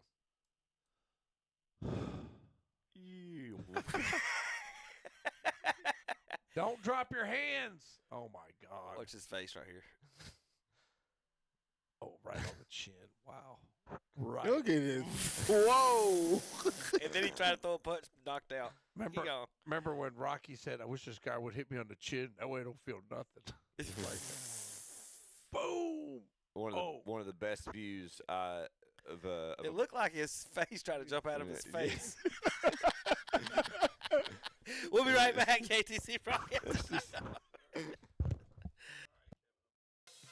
I'm Calvin Hastings, and I want to invite you to join myself, along with Captain Ron and Jeffrey the Pie Owens, as we broadcast live this Saturday, May 23rd, Memorial Day weekend, from 10 a.m. till 2 p.m. at Shelby Kia and Shelby Honda. We'll have free hot dogs, chips, and soft drinks. And register to win some special prizes like American Legion Baseball World Series tickets, Hickory Crawdad baseball tickets, free rounds of golf, free t-shirts, free food, and more. And now at Shelby Kia and Shelby Honda, you get up to $5,000 over book value for your trade-in. And also at Shelby Kia, with a new car purchase, get a free 65-inch smart TV. And at both Shelby Kia and Shelby Honda, get a lifetime warranty. A lifetime warranty. Now's the time to buy. But be sure to join us this Saturday, May 23rd, 10 a.m. till 2 p.m. at Shelby Honda and Shelby Kia, 4421 East Dixon Boulevard in Shelby. Y'all come. It'll be fun. They've got it all at Boyd's Tire and Appliance and Boyd's Lawn and Garden in downtown Clover. From appliances to lawn mowers by John Deere and Gravely. And right now, get 0% APR financing for 48 months on all Gravely mowers. Plus, see their line of trailers and name brand tires. Boyd's Tire and Appliance and Boyd's Lawn and Garden. 110 North Main Street in Clover. Online at BoydTireandAppliance.com. It's time to run with the bull. That's Toro from Power Max of Iron Station. You're invited to the Toro Open House. 2 big days, May 29th and 30th. Both days from opening till closing. There will be free demos, dedicated premium commercial fleet pricing, a free Power Max shirt for the first 25 guests, door prizes and giveaways, hot dogs and financing too, for all types of credit. Real power, real performance, real Toro. The Toro Open House, Friday and Saturday, May 29th and 30th at Power Max of Iron Station, 3636 NC Highway 27 in Iron Station. Start your day off with the best breakfast in town. That's at Devaney's, located at 112 Newbold Street in Lincoln. They're open for breakfast and lunch Wednesday through Monday, 6 a.m. till 3 p.m. Check out their breakfast combos, omelets with your choice of side and toast, and big breakfast biscuits and sandwiches. Plus, they have a kids menu and desserts. For orders to go, call 704-240-9661. And yes, delivery is available. Again, call 704-240-9661 for Devaney's, 112 Newbold Street in Lincoln. Check them out on Facebook and TikTok.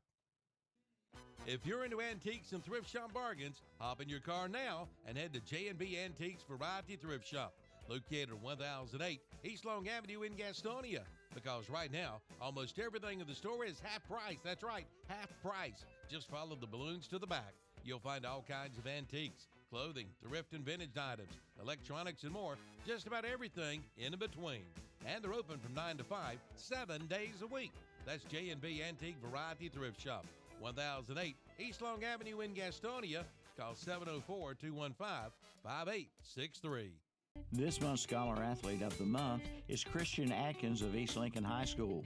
The award is sponsored by McDonald's, KTC Broadcasting, and What'sUpShopper.com. Christian is a senior at East Lincoln High School and plays basketball and runs track. Christian is the son of Shantae Atkins and Rick Lattimore. Christian has a 4.107 grade point average. His advanced courses include pre-calculus, psychology, and stats. Extracurricular activities include Beta Club, playing golf, and training kids for basketball. Christian is a member of the Covenant Church and participates in fundraisers for sports. After graduation, Christian plans to attend William Peace College and major in business and play basketball. The McDonald's KTC Broadcasting What'sUpShopper.com Student Athlete Award recognizes not only the accomplishments in athletics, but also for overall achievement in the classroom and community. Sponsored by McDonald's, KTC Broadcasting, and What'sUpShopper.com. I'm Calvin Hastings, and I want to invite you to join myself, along with Captain Ron and Jeffrey the Pie Owens, as we broadcast live this Saturday, May 23rd, Memorial Day weekend, from 10 a.m. till 2 p.m. at Shelby Kia and Shelby Honda. We'll have free hot dogs, chips, and soft drinks. And register to win some special prizes like American Legion Baseball World Series tickets, Hickory Crawdad baseball tickets, free rounds of golf, free t-shirts, free food, and more.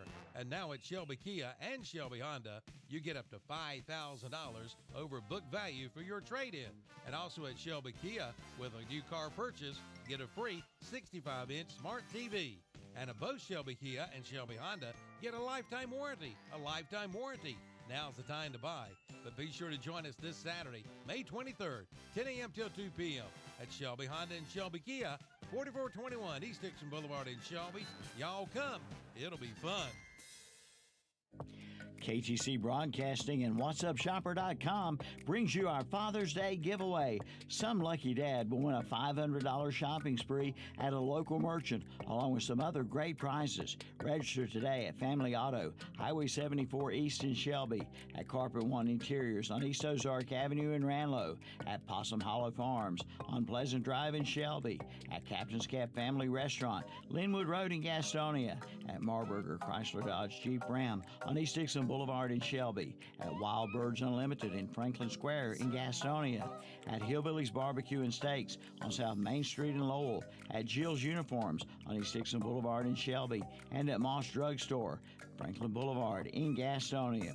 The drawing will be held Friday, June 19th. You could win a $500 shopping spree from KTC Broadcasting and What'sUpShopper.com. When you put together a sports team, you want to get the best players possible. It's the same in the automotive repair business. You want to assemble the best mechanics, and they have at Oak Grove Auto Sales, Service, and Body Shop. The very best technicians and the very best in auto body repair. And insurance work is welcome. They can do it all. They have the best team ever assembled. Come see for yourself. Even tires, too. At Oak Grove Auto Sales, Service, and Body Shop, 522 Oak Grove Road in Kings Mountain. Online at oakgroveauto.com. Like them on Facebook, too. A Carfax top-rated dealer for sales and service since 2019. Some people say there are doers, and there are dreamers. But what's wrong with a little dreaming, especially when it's shared? With hard work, little dreams grow into big ones. At Kubota, we know that your work never stops, and we're inspired by those who dream. But our equipment is built for dreamers and doers like you. Kubota, built for those who do. Your Kubota dealer is Parker Farm Service, 126 Bessie Drive, Kings Mountain. Grizzly the Greeter says, what a sale on Heritage Steel products at Blessed Buildings and Tiny Homes in Cherryville this month. Take 25% off fully enclosed garages. Take 22% off carports priced over $10,000. Take 18% all other carports. And take 5% off greenhouses priced $5,500 and up. And get a free irrigation package for all greenhouses under $5,500. And military and first responders always get a discount at Blessed Buildings and Tiny Homes. Highway 150 East in Cherryville, right across from Ace Hardware. Bonus Bucks is yours at Honda Motorcycles in Shelby. Get from $500 to $1,000 back at Honda Motorcycles of Shelby. Get Bonus Bucks with a purchase of 2025, 2026, and even 2027 select models. Again, from $500 to $1,000 in Bonus Bucks. Use your Bonus Bucks toward accessories, a Honda Care protection plan, or a down payment. Take your pick. Get your Bonus Bucks now. From Honda Motorcycles in Shelby, 4402 East Dixon Boulevard, serving the area for over 50 years. And we're back. on Saturday Morning Sports Talk with Kevin and the gang. There we go. Welcome back. A quarter of the gang. Welcome back. Welcome back. You know, welcome we back. only have half. We're only full staffed for about half the show anymore. Yeah. Well, back when people had real jobs. Playing golf this week. Yeah. I played a tournament the other day. These Captain's Choice tournaments, the rules and stuff are just, they got to do something to figure some of this out and change some things in these. My idea, Chip, is they've got to be policed better. Ours the other day wasn't that bad, but one of my playing partners says his group shot a 52 last week and lost by 11 strokes. Yep. And so basically these tournaments will have, say, $50 to play, and then they want to charge you, well, it's $10 a mulligan, it's $10 a front tee, and they're trying to make extra money, and I get it, they're trying to make money. It's a fundraiser. I would rather you just charge me $85. Just play straight up. Put your money where you want it to, just like I'd rather you pay the waitress her money and not worry about the tip. Put the money straight up, put it where you want it to. Like I said, don't sell me any mulligans, give me the 2 months. But I want to play a tournament, Chip, where we play from the blues. I play from the tips. We play the tips and no mulligans. Mm-hmm. We have 4 grown-ass men. That's your 4 mulligans. Yeah. And then you won't have scores that are minus 15, minus 25. Once you get past 18, like, okay, you could convince me y'all might have birdied every hole with 4 guys. Okay, I'll buy that. But you're not convincing me you birdied and eagled every freaking hole. You didn't shoot 22 under. So, like, again, like, no strings, no forward, maybe 1 forward tee. I could do that if you're going to play the tips. But I want a real, actual, fun golf competition to where the men are hitting from the blues into the fairway, and then you're not doing the mulligans. I played and then then they also do the no bogey thing, which I don't like, because us knocking in a 10-foot par is different than you chunking 10 shots off the and picking up and picking off the tee and picking up. Yep. So that's not you if have to max, do bogeys. Do a double or triple bogey max. Make sure it's something absurd. But they this was years ago. Did a Captain's Choice tournament. And we played from the whites. Seniors, I think 55 or older, I don't know if it was 55 or 60, but anyway, played from the senior tees. Mm-hmm. And then somebody, in the midst of the talking, in the midst of the pro going over the rules, like, if you've got a super senior, can they play from the women's tees? Oh, God. It's like, and there's a dude, 60. Can't never have enough. This dude's 65, 70 years old, and this dude's in great shape, and they're in the group behind us. So he's driving the green, basically, every shot. Well, we're putting out, and we're seeing his ball 5 feet from the green. That's what I'm saying. I'm like, this is just absurd. That's why I wanted to back up to the blues, and then I'm going to move the seniors and the women's to the white. Yeah. I didn't finish the rest of that to ruin their day. Right. But again, I play with or know a guy who's 72 and hits it further than me. Yeah. So, like, I'm not. And good on. I was finna say those seniors that they make all these rules from, they don't need no extra. A healthy senior is different than a non-healthy senior. These healthy seniors that I play with, these jokers I play with will take your money out there. I want to see the handicap sticker on your car before you play the up tees. Yeah. That's my rule. You know what I mean? Like, I saw you get out that Lamborghini. Walk over here and then outdrive me on every hole from the women. So again, like, I get 1 tee, but like the seniors thing is a problem. Like, I know a 73-year-old guy that can hit further than me. And I want an individual, and I think 1 red tee per participant is good because you have each guy can tee off on a par 5. Correct. I like that. Or a short 4. Or drivable 4 if you want to use it there. Yeah. They some use it on long 3s. Yeah, well, if better hit it from 120 than 200. And these guys, like you said, I also want to see their handicap index. I'm the back. I want to go see their handicap index. Right. Look, if you're a single digit, you're going to base it off of skill. Don't base it off your age. All right, come on. Right. It's just, right. So those are a few mines. I want to play one from the blue. I want to play Captain's Choice on the blues. Everybody gets 1 mulligan aside, and you get 1 red tee. Let's put the tournament together. Let's do it. Let's build it up. We'll talk about it on here and build it up, and put it off to like August. My cousin and I did September. about a month or the Find us a course. Weekend after the Masters. My cousin and I did. He came down and we did a 2-man captain's choice, which I loved because we were foursome, so we were with another twosome, Right. so we policed each other, Right? And which was and not. I like the 3-mans. Yeah, I If- like those if too, they've done that. and I do love a 4-man captain's choice, but it's getting to the point now with these ringers. It's like you've almost got to have a marshal for each group. Well, that's what I'm saying. You've got 18 unders is the basically the goal, and then if something crazy happens, somebody's going to shoot better than that. So we shot 18 Mhm. and lost by 5 strokes. So there's 5 holes that we didn't get. Yeah. And we're shot 1 under on every hole. Like we didn't do the super eagles and all that. But there was one hole chip. There was 2 holes. You'll like this. There was a par 3, and it had a cannon on it. No, it was a par 4. Okay. And it had a cannon on it. A PSI. It's like a tater gun. Yeah. And you could shoot the golf ball. So stupid. And it went 300 yards, and you could try to land it on the green. So stupid. So not only that, you had to pay for it. Yeah, of course you did. Now here's what even gets crazier. If the ball is $15 a shot, by the way. If the balls don't land on the green and you miss it anyway, you get to drop on the green 10 feet away from the hole for an eagle try. So no matter what, if you pay the $60, you get an eagle. So there's an automatic eagle on the scorecard for just having extra money in your pocket. Yeah. And doing nothing. All they did was pay for an eagle.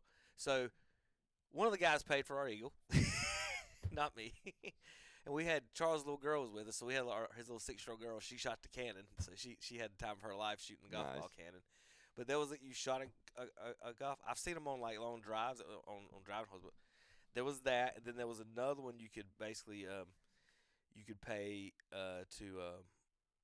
to be inside like 15 feet on a par 3, no matter what, wherever you hit your shots. There was a couple of those where like if you had money, you were getting automatic. It just equalizes everything. Automatic double. So that wasn't golf. It you're wasn't throwing, right. So if you got a good golfer and I can eagle this hole, and then John's over here's got $60 in his pocket and he gets the same score I did. Yeah.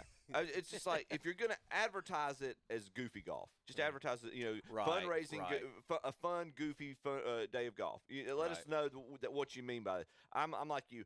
Doing each person getting one red tee on the team is I'm okay with that. That's kind of a novelty. You've got 4 guys. That's your mulligans. I think that's a very valid argument. These strings and these tosses and everything, get out of here. Just they're ploys to raise more money. I did toss in an eagle one time. Yeah, I'm played sure you one did. Yeah, from the bunker. Everybody gets one toss. You can throw it from anywhere, or one throw. And we were in the bunker, and the other 3 guys hit, and somebody got close. I said, shot it like a basketball wheel, went boop, boop, boop, and rolled right plunk for an eagle. We about had an albatross yesterday. We were chipping from like 70 out on a par 5 because our senior actually he was a real senior, and the tees were 120 yards in front of us, and he hit it down the hill, perfect. So we were like 70 out for an albatross. Didn't make it. We did get our eagle, but again. Just some different things that I wish some of these courses would try. And of course, the guys running the tournament are like, it'll take forever if you do bogey high and blue tees. And I'm like, I don't think it's going to take forever. I don't think it's going to change anything. Well, yesterday, how about this? Well, the tournament we played in, you could buy 4 mulligans per person. Oh, my gracious. So, like, that's not going to take forever? Right. So you could have 16 mulligans. And here's the thing about those. People were driving back into the fairway. Yeah. Once they went up to the blind holes and couldn't see where their balls were, and would have to go back 100 yards and then hit their mulligan. So you're watching them go up, and then you're ready to hit, and then nope, here they come driving back to where your landing spot to watch them hit a mulligan or two because you got 16 mulligans. So again, I get you guys want to make the money.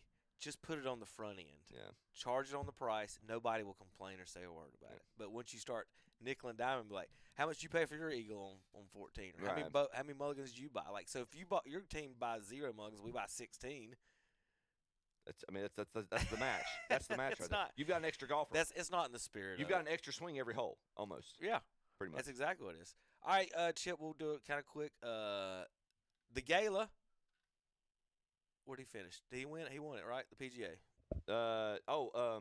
It was oh gracious, yeah, Aaron Rye. Yeah. Oh, good gracious. Yeah, I'm sorry. I was thinking Captain's Choice tournaments. No, Aaron Rye winning at Aronimink last week. The two-gloved wonder plays with two gloves. That is just crazy. And there's a star-studded group. Rory, John Rahm finished second in the tournament. You had the guys, Cam Smith. It was a good day. It looked like it could have been a good day for Liv there at one point. And then little-known Aaron Rye comes through and shoots 9 under, finishes 3 clear of second place for PGA Championship win for him. Dropped a 60-plus footer on 17 to pad his lead, and kind of finished off the tournament. Just nobody. These greens made it very difficult. Saturday was a little more scoreable. You had guys that went low on Sunday, but these greens just made it difficult for these guys to get any kind of momentum. Rory struggled off the tee. He's been struggling off the tee for weeks now, and it was hard. And it was difficult in that tall rough to really get the ball close. He didn't really play off the tee. He didn't really play that well at Augusta either. He struggled with that and was able to recover decently. Yeah. His recovery was on point. Yeah. So, but Aaron Rye, PGA champion, big. That's a life changer for him. He's now got a 5-year exemption into all the majors. He's got a 5-year PGA Tour membership now. Exempt 5 years of the Players Championship, so it's and $3.5 million paycheck. So that's some of the folks, of course, the guys with the 25 handicaps are making fun of him with his two gloves. Mm-hmm. He's also got the iron covers, so it ruined a lot of people's days with the iron covers. I'm an iron cover guy. He actually gave a good testimonial about that, an ode to his dad, because they grew up in. He didn't grow up very well off, and he said, my dad wanted to make sure my clubs were taken care of. Well, that's my argument with this is always like, so you want me to drag my irons across the bed of my truck, and then if something tips them over, you want them to slam on the ground. Yeah. And then when you put an iron back in the hole, you want it to slam the other ones against each other and go clink. Right. I forgot to put my head cover on the driver the other day, because my driver head cover, the one that came with it fit it and everything. Mm-hmm. But I have an old Appalachian Yosef one. Okay. But it wasn't made for the giant club heads. Small. It's like so it squeezes on there. Yosef, it has to screaming. You have to put him on by a skirt. You got to pull Yosef down to get over the club head. So sometimes if I know I'm going to drive on the next hole, I'll just leave it off for the next hole. Mm-hmm. But I did. On a second shot, I went out there and I had a 3-iron, and I went back in the club and I put it in there, and like we were just saying, I heard dink, and I was like, that's why I put the head covers on. And my pretty it ain't brand new. It's like 6-7 years old now, or it might be older than that. But I have a white club. Is my driver's white. The shaft, the grip, everything's just completely white. But like it's got chips on the paint. TaylorMade EM class. Cobra. But it's got chips on the paint where it's been dropped and hit the ground, and then jackwagons like the people I play with will be like, "Oh, you like iron covers." Like, all right, I beat you by 25 strokes. Shut there you go. Yeah. But the two gloves thing, I've tried that. To me, you know why I wouldn't do it? Because I wouldn't want to take two gloves off all the time. Right. Buy right-handed gloves. Like it don't. I think it probably feels pretty good, actually, like a baseball. Mickelson, when the weather gets really cold, Mickelson's done it for years. I don't have any. I don't. It's more of a. I bought one just for that because we played when I was playing. We played all the time. Like we didn't stop playing. It would be 25 degrees outside. If they would let us on the course, we would be playing. As long as there wasn't ice out on the course, we would play. Yeah. So I bought one. I bought the winter gloves just for that. Yep. For that time. All right, guys. Well, that's about it. He's using, if you want to know, they're called Mac Wet Windstoppers. So Mac Wet golf gloves. Their stock's going up this week. Yeah, this is what they look like. So for the guys that want to try it's actually their weather rain gloves. So they actually probably got a different. They do have a different grip than a regular. The year that Jack Nicklaus won the Masters in '86, his last major win, he was using an oversized McGregor putter. I think they had sold maybe like 2,000 up to that point in the year, those putters or something like that. after he won, he said they were on back order. They had like 15,000 orders within the next 2 weeks. So. All right, guys, next week, follow on Facebook and Twitter. We're not sure, 100% sure if we'll have the show. We've got state championship baseball coming up next week. We may have baseball Saturday morning. Tom might not be here. I might not be here. I got an anniversary my wife's got to make me, recognize. Speaking of anniversary, happy anniversary, Mrs. Borkins. Okay. Yeah. Well done. Speaking of anniversaries. We will be there shortly with the car. We'll see you guys hopefully next week. I'll be online if we are next week. If not, enjoy your Saturday. Happy Memorial Day to everyone out there. See you next week. Shock Joxx, KTCBroadcasting.com. The incredible man, I only do things incredible can. Cause I am the seed of a chosen breed. You don't see too many like me. Cause I am one of the reasons you do what you do. When you wanna be me instead of you. Cause I am still on beat, showing love to the streets. Come on, you know me, cause that's who I am.